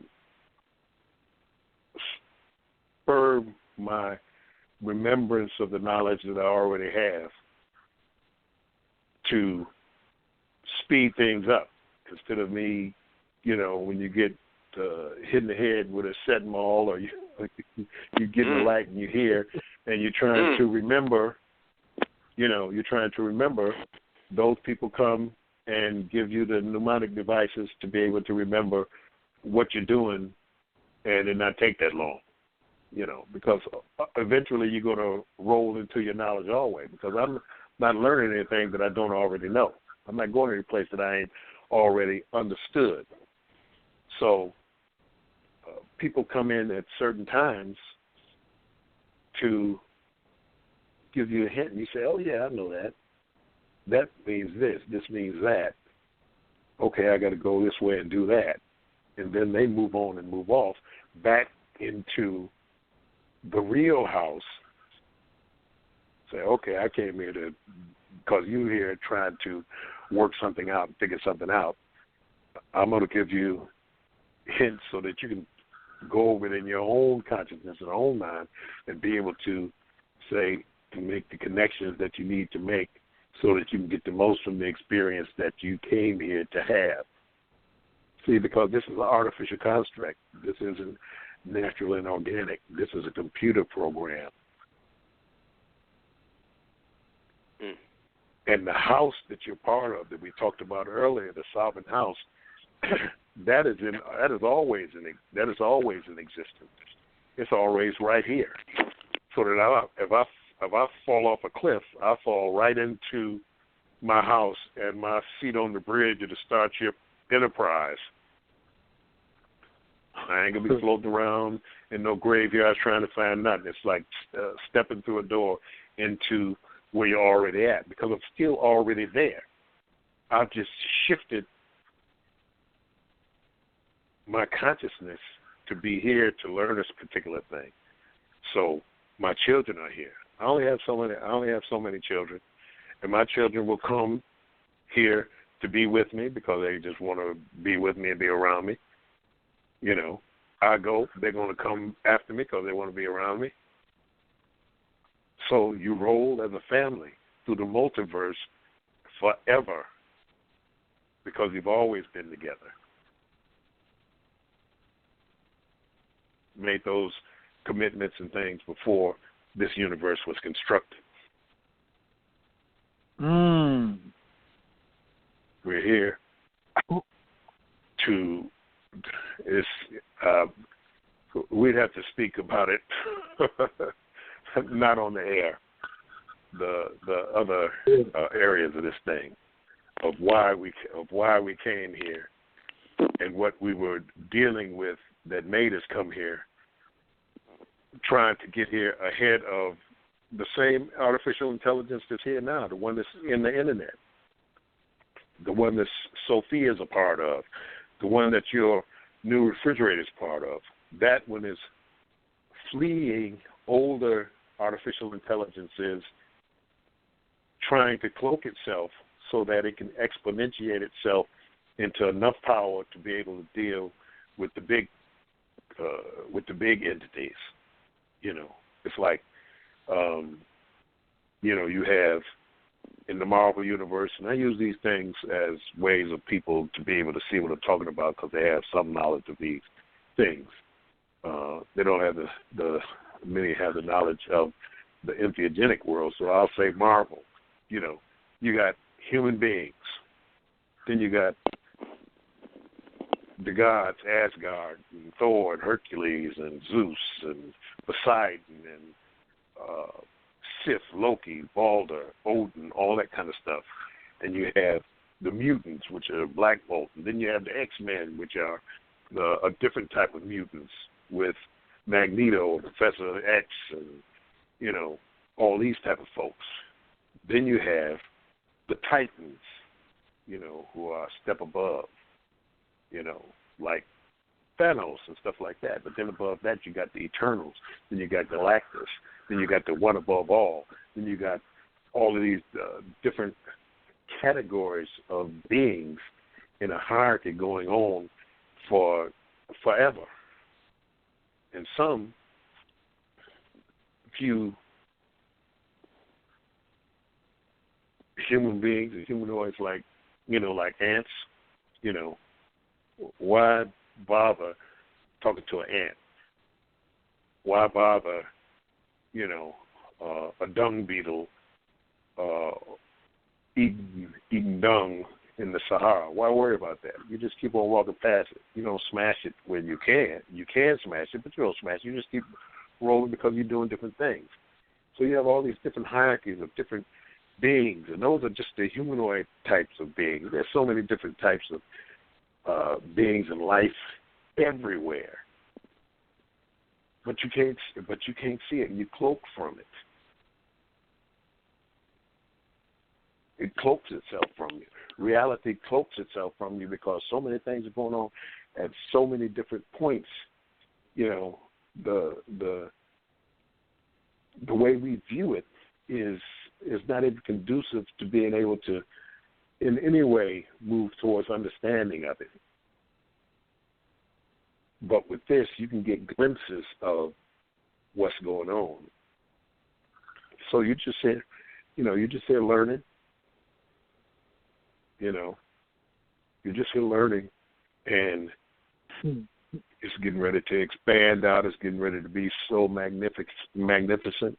Once you start getting into the other levels of dealing with this whole thing, as far as your access to more and more of what it really is.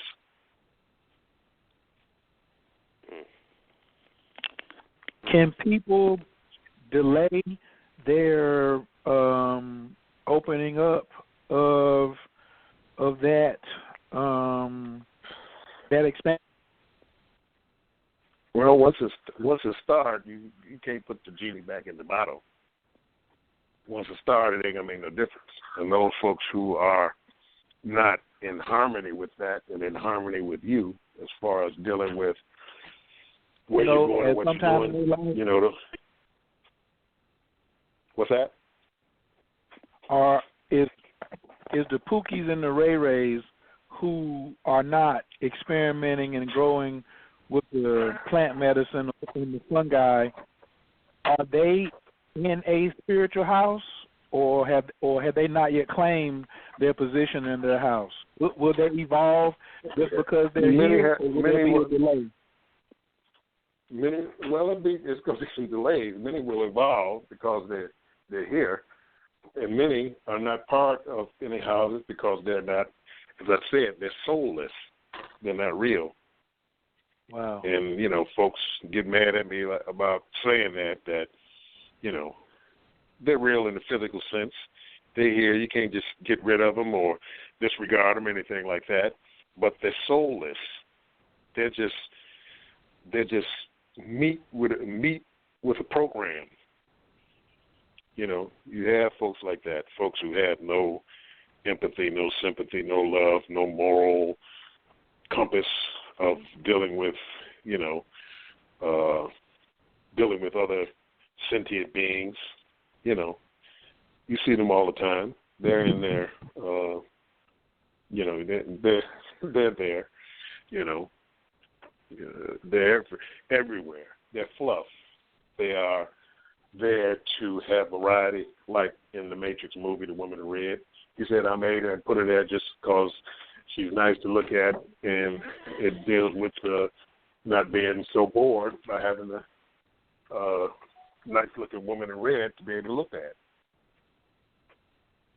So that's what that whole thing is, dealing with what is the real and what is not, who is real and who is not real. So you don't have to go around picking out who's real and who's not real, because they will grade themselves and put themselves in the position that, no, they're not going to evolve.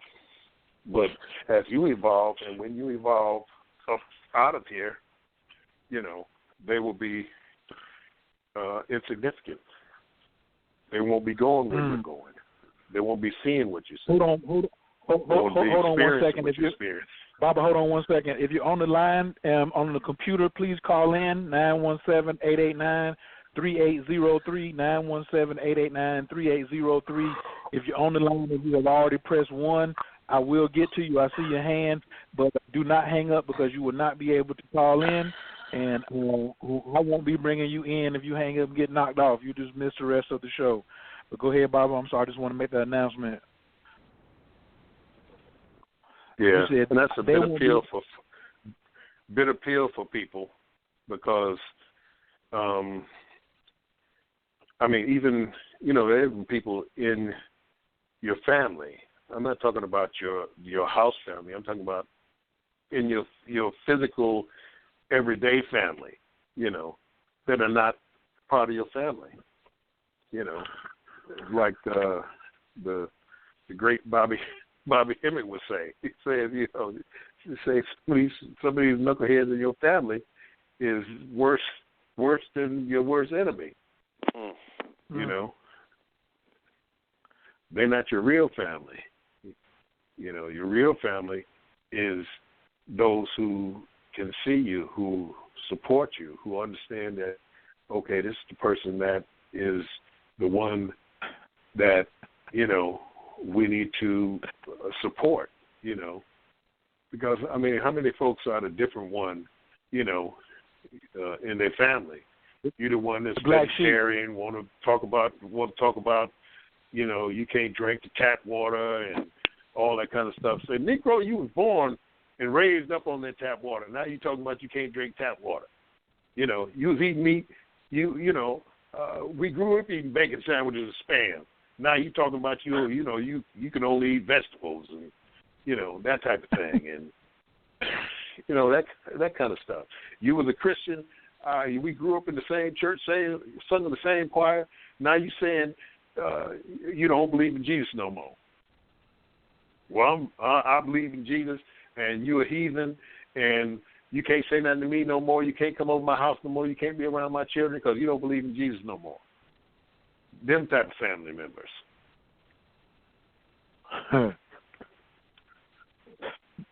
Yeah. You know? I do know them. I do know exactly who you're talking about. I know them. You couldn't tell them. I better not say anything about astrology or Mercury retrograde or a moon void of course or at the dinner table. Don't come in here. Don't bring your butt in here on Thanksgiving while we trying to eat turkey. You talking about a tofurkey. Don't come in here talk about no astrology and all that kind of stuff because, you know, we don't want to hear it. We want to look at the football game after we get through eating. We don't want no conversation about the moon or Mars or that there may be aliens or nothing like that. If you can't just come in here and watch the football game with everybody else, you know, because you gonna make everybody else nervous, and you know, you ain't interested in football no more. You say when you was a child, you did childish things, but when you became a man, you put childish things away. No, I don't give a damn about whether the Lions beat the Packers. Nope, don't care. You know. Well, you ain't got to worry about that anyway in Detroit. Can't you see? Yeah, we ain't got to worry about that in Detroit because they ain't beat nobody. But the thing is that you know, can't you see I'm a grown man now? I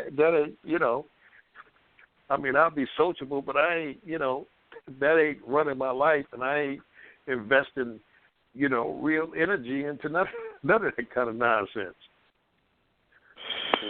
I want to be able to travel the world and see things that were built thousands of years ago. To be able to glean information at it, to be able to touch the stone, to be able to go up and gaze out onto a landscape and see what I can see and what I can feel from it. You know? Hey, your bank account is empty. Why is your bank account empty? Because I took a jet to Egypt and I read about the pyramids in Egypt all my life. Now I'm standing here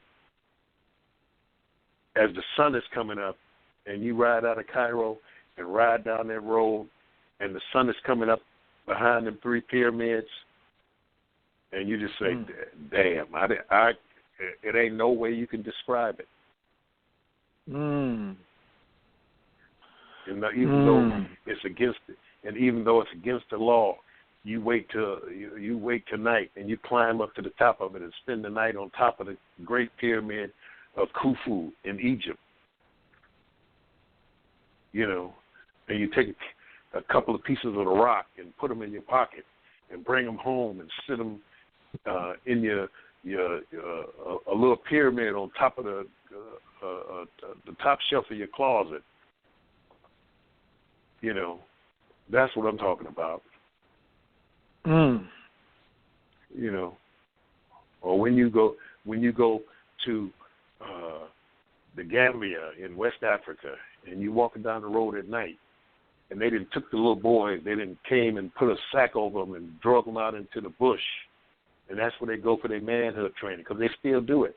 And then you had the masquerade coming down the road. It's a figure in all black, and it's night, and he coming down the road with 2 sharp machetes, and he'll cost you on the road, and you got to give him money because the money is to take care of the boys while they're out in their manhood training in the bush. You know, and you go out there and you got to go to the bathroom, and the bathroom is out in the doggone backyard. It's a hole in the ground with a Maxwell coffee can on top of the toilet paper. You know, and you out there and it's raining at night and you crouched over a hole in the ground, and you try not to get the toilet paper wet because you're using the bathroom on the doggone yard, and you turn around, there's an ox standing there, a big water buffalo ox standing there behind you, snorting, or you crossing the river and you miss the ferry for the night, and this little boy is standing on the shore, and you got to get from one shore to the other shore, and the little boy got a little dugout. It ain't even a canoe. The thing will flip over if you lean to one side. The thing will flip over, but you got a little boy, 12 years old. He gonna ferry you from one shore to the other shore. It's night. You can't even see. You sit in black, and you sitting in the doggone little dugout with a 12-year-old boy who's ferrying you from one shore to the other shore at 1 o'clock in the morning when ain't nobody out. This is the only way you can get to the other side of the shore. Or when you want to go out to a particular village, the spiritual village, and the young brother say, you say, how far is it? He say, oh, it's not far. I walk it all the time.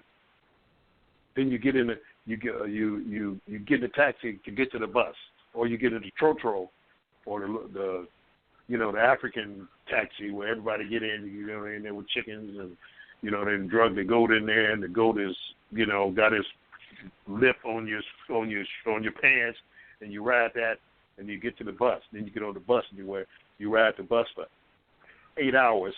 Then the bus break down. Then you get off the bus, you get in the taxi, you ride 30 miles in the taxi. You get out the taxi, you get in the donkey cart. You get in the donkey cart, and you ride the donkey cart for half the doggone day. Get out the donkey cart and walk 10 kilometers. You get to the village, and it's dark, so you can't go back. And they say, you go spend the night. Say, yeah, well, everybody come out, because this ain't no village this ain't no tourist village. This is where all the people want to come out and see who the stranger is who come to see them. So everybody got to come out. You got to greet everybody. You got to drink the drink of the village, which is milk straight out the cow with some herbs in it, some other stuff. You got milk straight out the cow titty. You don't drink milk. You're a vegan, and all this kind of stuff that you got to drink because you don't want to insult the people, because ain't nobody been out to see them for a year. They come out drumming and dancing and throwing babies at you and everything else. Then they put you in the hut for the night. You're in the hut. They say, okay, that path down there, you can go down the path and you go over there and pee, but don't leave this doggone path, because there's things out here. We told the animals. We told the leopards, and we told the cobras, and we told the other animals that are out here that will kill you. That is a stranger in the village, so don't kill them. They said, stay on this path. Don't leave the path. Don't go off to the right. Don't go off to the left. Don't go in them bushes. You go down here, or you can come down to this other hut, this other house, but don't go no place else in the dark, because when it get dark, people go to sleep. They don't be up, wandering around and stuff like that. Like here, people stay up 24 hours. New York, the city that never sleeps, and all that kind of stuff. Nope. Get dark, people go to sleep, because the men got to be up at 3 o'clock in the morning, because they're going out and getting their boats, and they're going out in the ocean to catch the fish. The men are back by 6 o'clock in the morning. They give the fish to the women. The women take the fish to the market to sell. The men then come. They had their they wash. They had their breakfast. Then they sit around the tree, and they talk big stuff. They talk about the weather. They talk about how the fishing was, where the fish going to be next week, all those different type of things.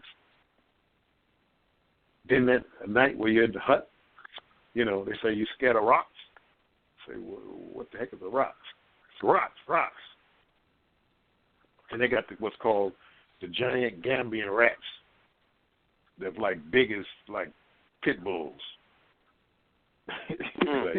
So these cutters will be going through the doggone grass and stuff like that. So And then on the way back, you got to go all the way back. But the taxi, when you get to the last part where you're about 10 miles away, the taxi breaks down. And in Africa, they ain't got no jacks. So you change the tire. How you change the tire? You take the car and tip it over on its side and change the tire. Then turn the car back on. Turn the car back. You know. Then you go back to your village. Go back to the house.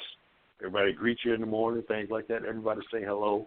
You know, it ain't no thing. Well, this person is American. He ain't really African. This person was this and that. You know, it's not like that. It's real people, real things. And when I got those boys out there in the bush, they teaching them all the different things that they have to know, revealing to them the mysteries of their particular people in their particular village and how that people came and all these different type of things. And then later initiations into other things, they take it higher and keep taking it higher, keep taking it higher. Now we're going to talk about the stars, because that Dogon stuff with the stars, that ain't just the Dogon. That's all of them people there. They all say that they come from the stars. They all say that they come from the small places. Because you have villages within villages within villages. Fractal. You have a small village inside of the village in the shrine house.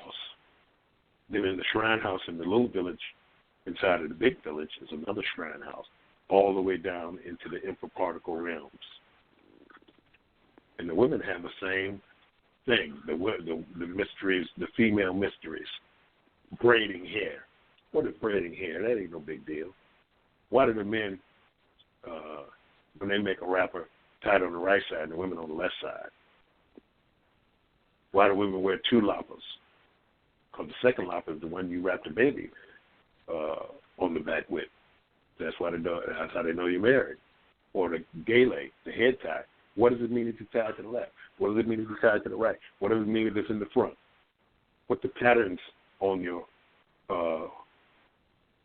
cloth mean?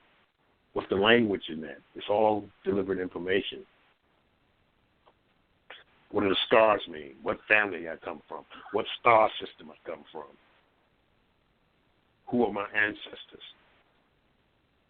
What animals are my totem because of the marks that are on there?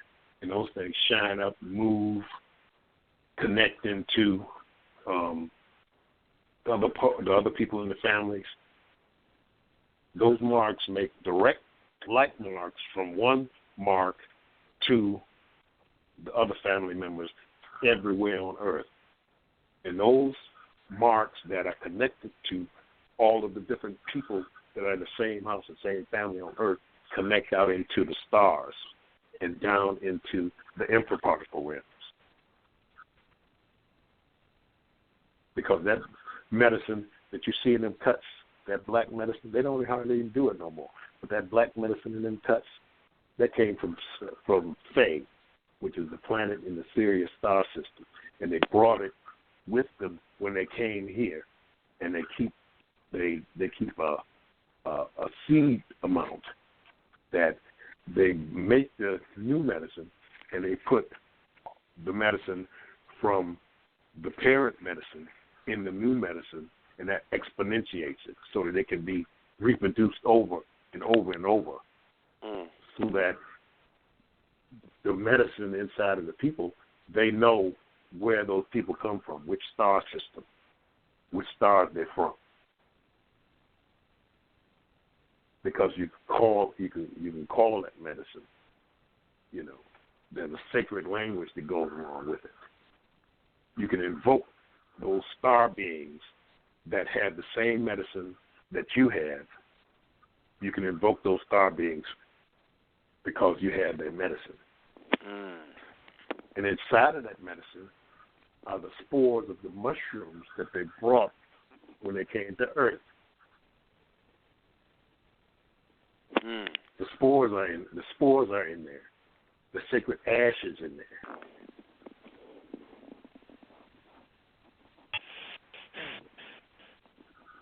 All of that. That's the old stuff.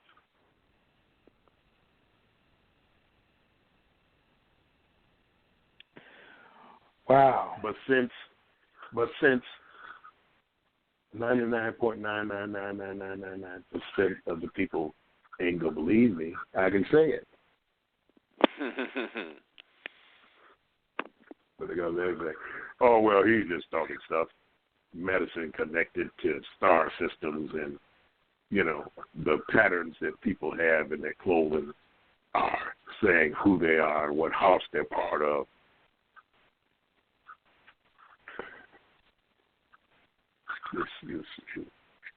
That's why I can say it. Some people will be mad about it, but it's time to start revealing these things. It's time for us to evolve our way up out of this thing. It's time to become real. Give the people the information. If we don't give the people the knowledge and the information, they're not going to, it'll just be longer, and we'll be up in this mess a little bit longer. But like all those people in those areas they're talking about star systems and who they are, where they come from, the great houses of the solar system and galaxy and stuff like that. You say, who are you? So I'm Sammy Johnson from Sweet Pea, Alabama. Oh, that's who you are? Okay, Sammy Johnson from Sweet Pea, Alabama.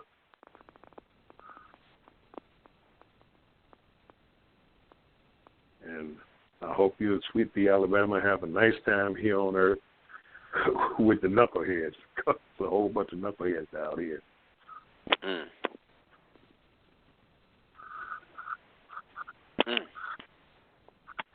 Wow. This is some of the things that we're going to try to get you to talk about when we get you down to Atlanta. Baba, I wanted to talk to the listening audience about letting them know that we are working behind the scenes to get Baba down late February to Atlanta. So if you are in the Atlanta area or 5 or 6 hours within Atlanta, I think it's going to be worth your time. And we also are going to be having a class on the second day, which is going to be how to grow your own. Baba Kilindi, can you talk about what's going to be covered in that class, or the importance of having your own stash or your own mushrooms, or even having the knowledge to pass down to your own lineage? Like, do you want to pass down a house that's going to need repair, or do you want to pass down a technique that's going to unfold the universe? So can you talk about that? Well, yeah. Well, this got us cut off last time, but I'll just say that. Are you there? Oh, we're not getting cut off this one. I ain't doing what I do. Oh, yes. Okay. Well, yeah. Okay. Well, we ain't doing that. It makes you. It gives you the ability to have your own, so that you can then start putting yourself in position to be able to journey as you need to for your own self. In other words, whether that be once a month, whether it be once every 2 months, whether it be on the full moon, the new moon, whether it be when you set it up, because it's your experience. No one can tell you how and when to do it. You want to have the entheogens available to be able to do it when they call you, because it will call you. It's calling me now, and I'm postponing for another week or so here. But you want to be able to have your own, so you don't have to get it from anybody else, because it's always better if you grow your own. You have that relationship with it, or someone in your house is growing it for the house, where you can, it'll be encoded to you all. rather than from maybe someone who is just has profit motives. It will work, but it's much better if you grow them yourself. So this will give you the ability to be perpetual in your growing, so that if you acquire one spore print, you can then perpetuate those mushrooms continuously forever. And you can pass them on to your children, grandchildren, things like that. You only have to get one. That means you ain't paying tithes every Sunday. You ain't giving the guru, $1,200 for, to him to have his, to pay a Jaguar bill. None of that. You get one, less than $100 worth of equipment, and you can grow the rest of your life in the comfort of your own home. So that's what we'll be conveying.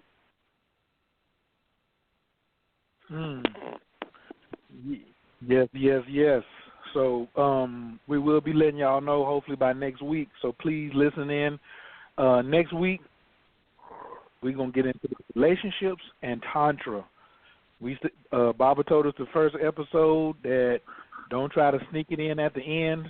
We're going to need a whole show. So next week, for you lovers out there, or all you yoginis, all you practices of Tantra, everybody talking about healing relationships and sex, freedom, liberation, this is going to be the show for y'all. Well, every show, in my opinion, is a show for you. But, specifically next week, we're really going to get into that subject right there. Baba, how do people get in contact with you, or do you have anything that you want to let people know about, events that you have coming up other than Atlanta? You got something going on in Detroit that you want to let people know about? Well, we'll be having a toad medicine excursion with Dr. Jerry and myself coming up in May. We have the Food of the Gods tour, which is a tour to Mexico to eat the toad and smoke the toad and eat the Food of the God mushrooms, which are the thunder and lightning mushrooms that grow in the mountains. We have that coming up in the late part of June, early July. We'll give an exact date in a couple of months so that folks will know the exact dates, because we have to go with the mushrooms and how they come, because these aren't cultivated mushrooms like you would be cultivating or growing them in your house or your yard. These are the mushrooms that grow only where the lightning strikes in these very special mountains outside of Oaxaca in Mexico. And then we're going to be busting up in at some of the conferences this year. The Intergenic conferences. Breaking Convention is one that we'll be going to. Breaking Convention is the largest psychedelic conference in the British Isles and Europe. We'll be doing that in August. So these are the things that we have coming up. We're looking forward to many of you participating in these things and getting to know more and more about the entheogenic world, the psychedelic world, the hallucinogenic world, and how it relates to you and I and our families. So have that coming up. These things coming up very quickly. This year we're almost out of January already, so it's going to move real quick. Then we're going to be into the roaring 20s. Just like in 1919 and things like that, where the big change came from, especially dealing with women moving from the long bustled clothing and stuff like that, the short mini skirts, and cutting their hair and starting to smoke and move it to some old things. Well, the Roaring Twenties will be just as, changing. It'll basically be the Roaring Twenties dealing with gender and those types of things. People will be, all different types of things, and they will want people to identify them as whatever they feel like they are inside themselves. And so there'll be a lot of that during the Roaring Twenties, new technologies, new ways of viewing the world and all that kind of stuff. And we got to stay up and above and ahead of it so that we can continue to evolve up and out of this human construct. Because the AI ain't waiting. It's already actualized. It's already blockchained into the internet. So it's just laying in the cut.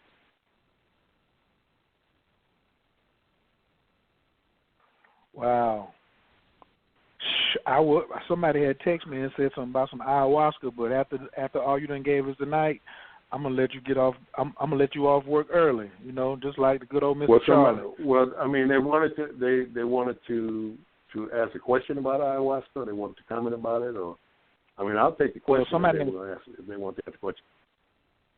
Okay. Well, they had really texted me like before the show, but then he said, but when he heard you talking about your teacher, he texted me and said, "Man, I want to hear about his teacher." He actually. Figurative, if I was to read the text, he was like, damn, the ayahuasca, I want to hear about his teacher. Well, right. So, and we do too, but I do have two callers on the line with a hand raised. Caller from the 832-49. I'm sorry, go ahead. Yeah, no, I'm saying I'll deal with the people who've been waiting online with questions, because they've been waiting, so I'll deal with them. Okay. Caller from the 832-499. Your mic is wide open. Can I get your name and where you're calling from, please? Hey, how's it going? This is John from Texas. Can you hear me? Greetings. Okay. Yeah, yes, how you doing? Thanks for calling in. I had a few questions. First off, why do you think mushrooms are so judgmental? Or do you think they're judgmental at all? Because it seems when I do take the higher doses, my subconsciousness shows up and tries to judge me for my past transgressions. How much is the dose you're taking? How much is the doses you're taking? My highest dose so far, and I hate to say it, but it's only 5 grams. Oh well, okay. Well, you still in your own. I'm in the baby your own doses, trip. I know. You're in the no. I'm just saying you're in your own trip. It's going to be dealing with your psychology and all those type of things. Some people can bust out or break through on 5 grams. Others stay stuck in. My brother, used to bully me when I was a little kid, and Dad never really loved me, and if I'd only went to college. People get stuck in that, but if you get into the higher doses, none of that's gonna be there. You're basically, it's still in your own mind and judging yourself, and this will work you through that. But you have to be consistent in the utilization of it, and it'll work its way out if you keep at it. But the higher doses, you can just jump right over all of that and go. Straight into the straight into the multiverse and all of that kind of stuff. Okay, no, that's good to hear, because that's part of the other question. Like, is there a stage beyond this judgmental stage? And you just answered that saying you just jump right over everything and you're in the multiverse. And that's kind of reassuring to hear, because I've been that's kind of what's been holding me back is my subconsciousness. And so I've been stuck in the 5 gram range, and I feel like I need to go further, especially after hearing you talk. John, you mind if I ask you a question, John? Go further, but take your time. It's not a race. Yeah. Okay. Yes, sir. Go ahead. Why do you think up to this point that you only went up to 5 grams and not beyond it? Well, when I first started taking mushrooms, it was only about 1.5 years ago, and we all start off with baby steps. So I started off with 1.5 grams, and then I went to 3.5, and then I went to 4, and then I went to 5, and I hit a roadblock, and that's when my subconscious showed up, and it kind of showed me some things I didn't like about myself. And so I guess your response to that would be, well, you need to change those things. And so I've been scared to go to 7 or 9 grams or 11 grams or anything past that, because that was very psychologically difficult to deal with that, to what it showed me. I felt like I was dying. You feel like a piece of shit. And so I never wanted that to happen again. Honestly, for me to still even take mushrooms, I'm very surprised, because that shook me to my core. And so I've kind of reset, and I'm going back up to my dose, and I've been listening to Kilindi a lot, and I'm ready to take it beyond that. I've corrected my mistakes, I guess you could say. And so hearing it come from him is very reassuring, because I don't know anybody else that's talking about these high doses, or anybody else that has anywhere near the amount of information that he has. So it's very comforting for him to tell me that you take the higher dose and you're going to kind of just skip over all that stuff. And that's really what I wanted to hear, and it gives me more confidence. I'm gonna give you. Good luck. Absolutely. I just want to give you one thing before you, John, is that you're never going to step into the same river twice. So what happened before was that particular situation. Don't hold on to it. And I also want to congratulate you on your courage as you move forward, on this journey. Because a lot of people not even taking 1 gram. So congratulations. 5 grams is 5 grams is a worthy dose, and it's not a small thing. So this is real. So don't think 5 grams is small. It's not. But push forward. Have a good evening.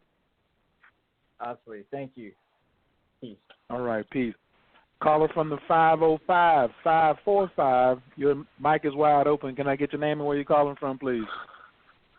Greetings, Coach, and greetings. I don't know the brother's name, but he seems very expert in mycology, and especially the type that he's experimenting or working with. This is Tiffany. I'm in Albuquerque, New Mexico. Mm-hmm. And I just have a question. Greetings, brother. Thank you for being here. My question is about, do you grow your mushrooms or do you wildcraft? And if you do grow, what substrate do you use? I'm a lover of mycology, so just interested. Well, I do grow. I've been growing since the 1970s. The substrate I use is cocoa coir and vermiculite. I use other things, but basically cocoa coir, vermiculite, with a pinch of gypsum. So that's what I use. Well, thank you. I want to research that more. I appreciate it. All right, brothers, peace. Peace. All right. She just called in with a little small question. All right. I thought she was going to go a little further. Caller from the 248-802. Your mic is wide open. Can I get your name and where you're calling from, please? This is Brother Shimsu Netcha out of Pontiac. I had a quick question for Baba Kilindi. Peace. Peace, brother. Yeah. I've definitely enjoyed your classes. I took your How to Grow Mushroom course, and it was excellent. I got the PFK going. It went well. I was successful. Got a nice quantity of them. I think I got the PFK down pretty good. I was wondering, when are you going to teach the bulk substrate course? Oh, sure. It'll be sometime. Probably the next couple of months. It'll be. Okay. So it'll be in the next couple of months. Yes, I love that PFK class. That answered a lot of questions. I was successful this time. I had some missing things that I was doing, and your video answered those questions, and I got them done successfully. Well, I'm glad you were successful. That's the main thing, to learn how to, learn how to do your own so you have them. And, when you're ready to go, you have the mushrooms to be able to go ahead and go and do what you got to do. So yeah, I did some golden features. That's good. Good. Mm-hmm. Have a good evening. Peace. You too. Peace, brother. All right. Anybody else who's on the line want to come on and have a comment, question, or feedback from tonight's show? All you got to do is press 1, and we're going to bring you in. But, yeah, that I started on it, too. The PF Tech. What does the PF stand for? Yeah. Psilocybin fanaticus. Oh. That was the handle of the person who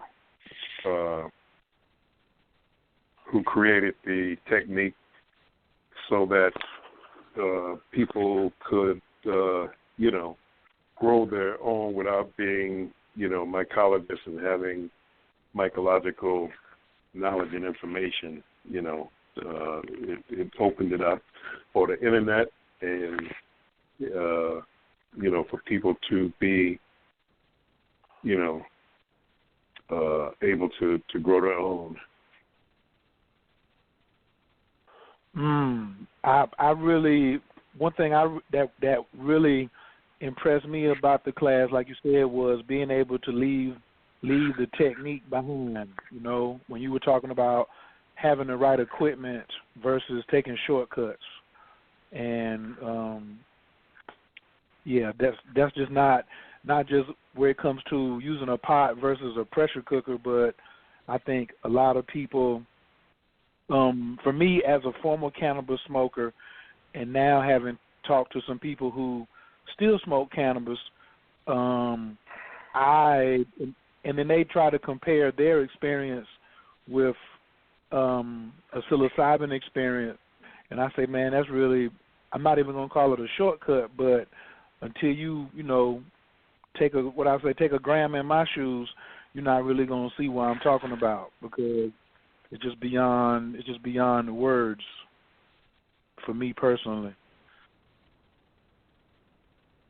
But I will ask that last. I'm sorry.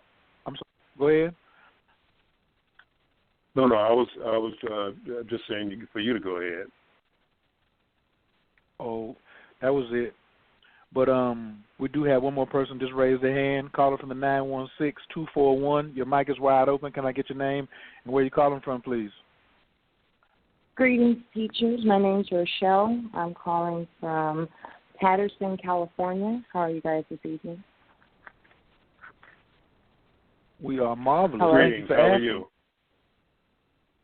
Okay. Well, my question is, I have been offered mushrooms on a few times, and I just didn't feel right about doing it. But now that it came up when I had the inkling to try it, I don't have a group that would be able to watch me. So if someone was to try it for the first time by themselves, what would be the environment that would be? I want to use the word safest, but then that's coming from a place of fear. So what would be, I guess, most comfortable or suggested? Well, in a place that's most comfortable. I mean, your bedroom, your living room couch, or something like that, where you feel most comfortable at. You can't find a person to sit with you for an evening. Not for this, no.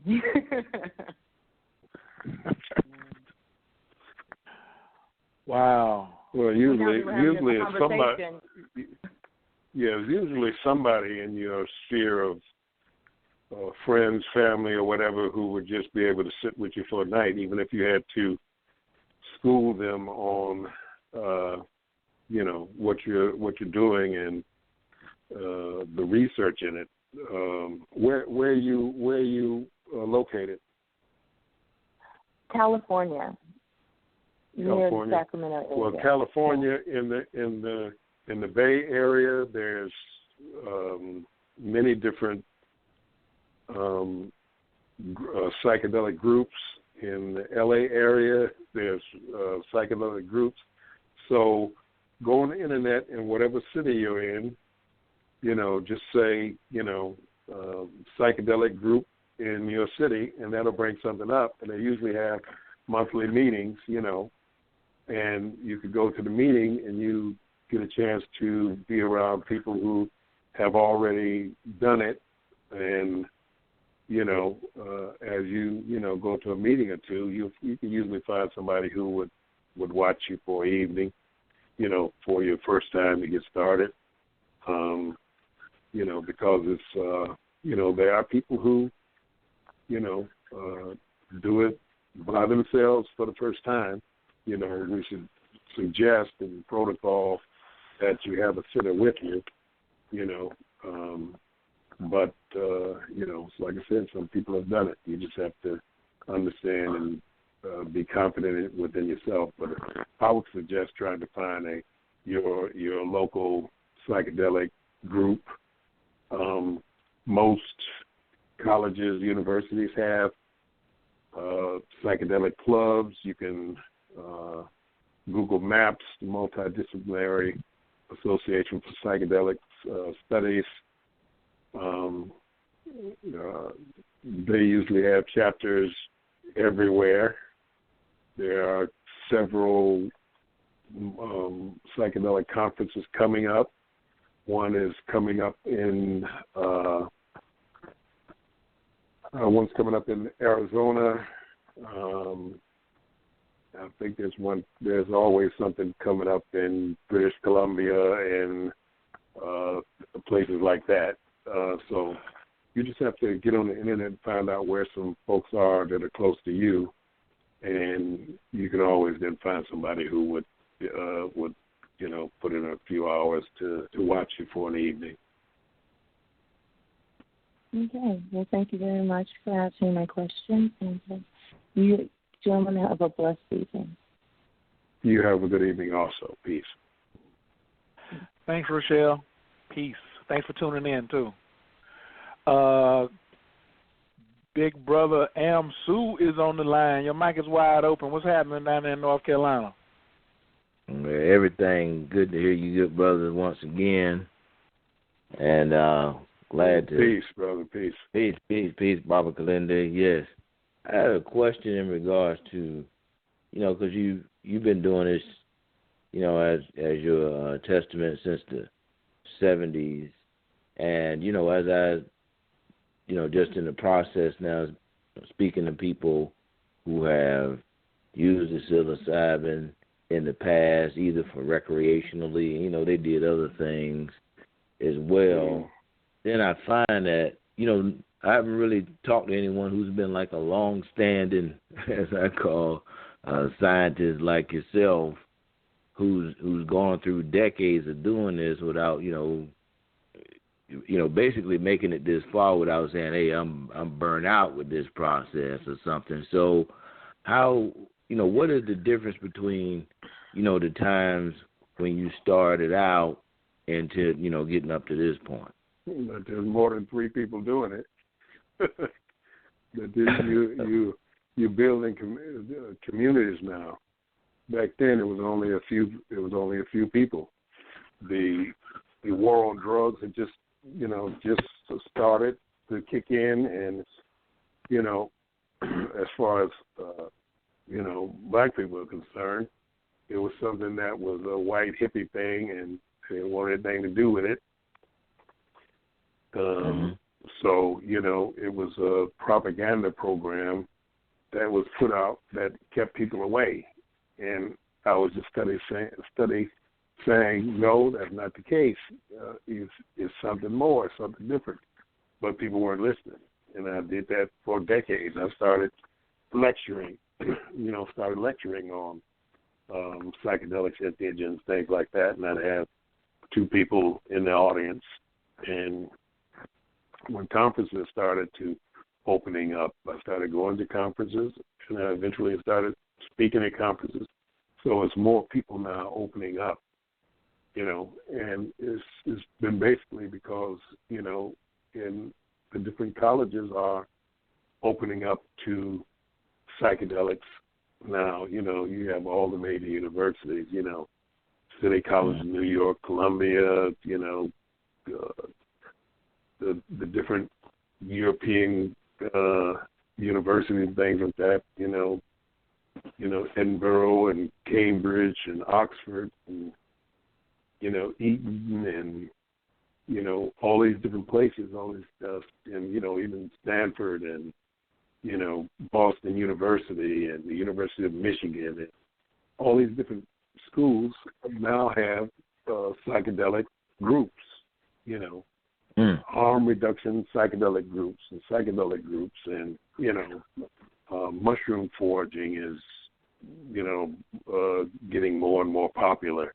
You have things like the Telluride Mushroom Festival, where Telluride, Colorado, the whole town turns into, mushroom town, and you have the mushroom parade and the mushroom king and queen, and all the dishes in the different restaurants and things like that feature mushrooms, and just these type of things are opening it up so that it's becoming more and more mainstream. And then the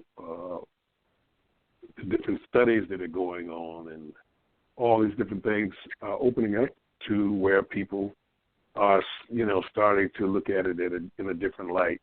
You're a scientist or a explorer or something like that, rather than, this person's just a druggie, you just want to get high. So that's really what's changed in, the last 48 years, I've been dealing with it. Man, that's quite a journey, and I really appreciate that because, especially for, a brother out here doing it, because when I think about the different organizations and people that have been out front, talking about spirituality and things like that, we haven't really had this information brought forth to the table, and now with all the information out here, things that you've been shared, so much of all our major religions and everything come out of that, the use of these entheogens. So I think it's so important, and I'm glad to see that you're on the show here, Coach. You're opening up this conversation. So I'd be in places where I'd be in places in Europe or in the UK and things like that. And did you ever see the movie The Day the Earth Stood Still? It was a sci-fi movie from the 50s where this spacecraft landed on the mall in Washington, D.C. Well, if I had been a spacecraft that landed on the White House lawn, I wouldn't have got the same looks as I got going into some of these entheogenic groups and conferences and things like that. It's like, you go in and sit down. It's like, do you know what this is? Are you in the right place? Are you sure you want to be here?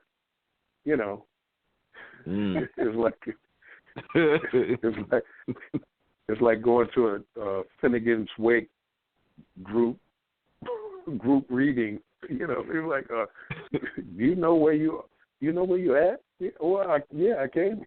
I know where I'm at, and I know what I'm here for, and I know what y'all doing. So yeah, I'm here. And then it became, okay, well that's that guy. Wow. Okay. Yeah. That's excellent. I'm telling you. I saw your video today on the lack of diversity in the community. You got that off your chest right there that day. I don't know how many years ago that was, but I was even surprised that they even gave you that platform to speak on that, you know, and how raw you were with it, you know, saying, that was hey, let's call. Yeah, that was 2017. I believe that was 2017. Or was it 2018? I think it was 20. Yeah, that was 2017 that I did that. But I'm not gonna let them pigeonhole me into the diversity guy. Like I'm just there to grind the axe on why y'all don't let us in, because we have our own conference. You know, I don't have to beg anybody about anything. Unapologetically African in my viewpoint of it, you know, and you know I get some flack about it, but you know I ain't begging anybody for anything, and not, you know, as far as inclusion and diversity and all that kind of stuff, you know,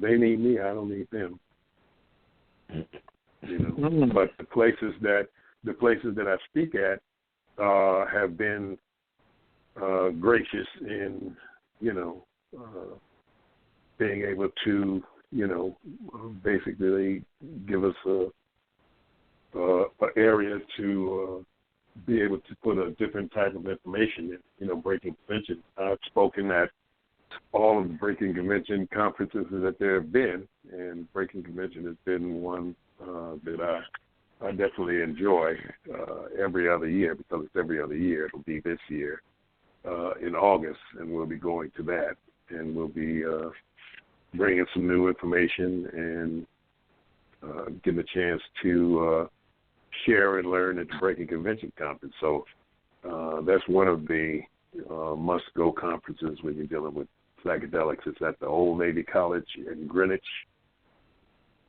in London. It's where the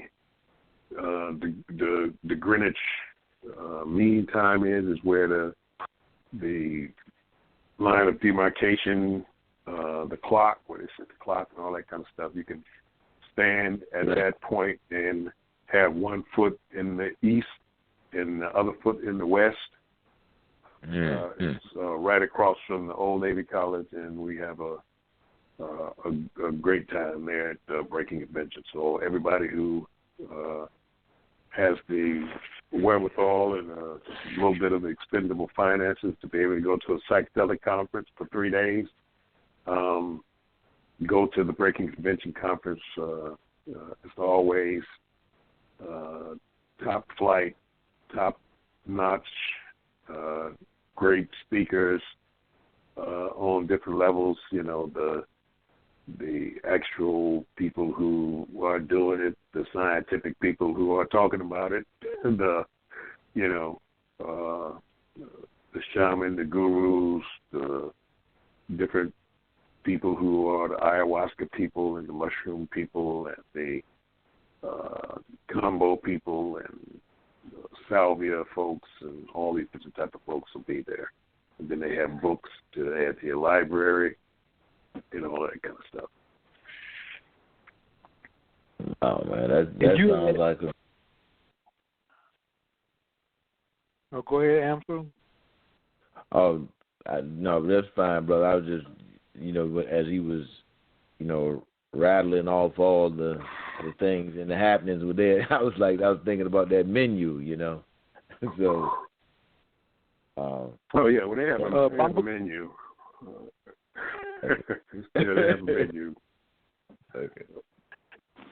Baba Kilindi, if you were to name 3 books after all of, you know, for people to like just getting started on the journey for research on this particular trip, what would be 3 books that you would suggest? Would that be, you're talking about growing, books on growing, or books just for knowledge and information? Woo! I'm gonna let you just throw 3 out there. That's you trying to pin me into a corner. Either one you want to go, whichever of the 3 you think somebody should say, hey, go grab these 3 right here. Should we start with Carlos Castaneda? That's what you started. Well, the first 5 books of Carlos Castaneda they're books that I recommend. After the 5th book, he's kind of going off into his whole thing. I'd say like Aldous Huxley, The Doors of Perception, Food of the Gods, The Search for the Original Tree of Knowledge by Terence McKenna, The Psychedelic Experience, a manual based on the Tibetan Book of the Dead by Timothy Leary, Breaking Open the Head, A Psychedelic Journey into the Heart of Contemporary Shamanism by Daniel Pinchbeck.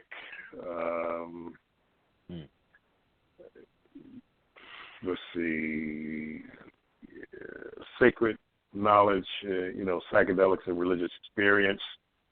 These are some of the books that, I recommend reading. Decomposing the Shadow by James Gesso. What else? You should be able to do something with them. For real. Right. Oh yeah. Psychedelic Sex also by Eric Gottlieb and Paul Kressner. Psychedelic Sex is good. And of course, you can get this probably on PDF. DMT Spirit Molecule by Rick Strassman. That's actual a book, but they also did a DVD, and it was basically, I don't want to say narrated, but the host,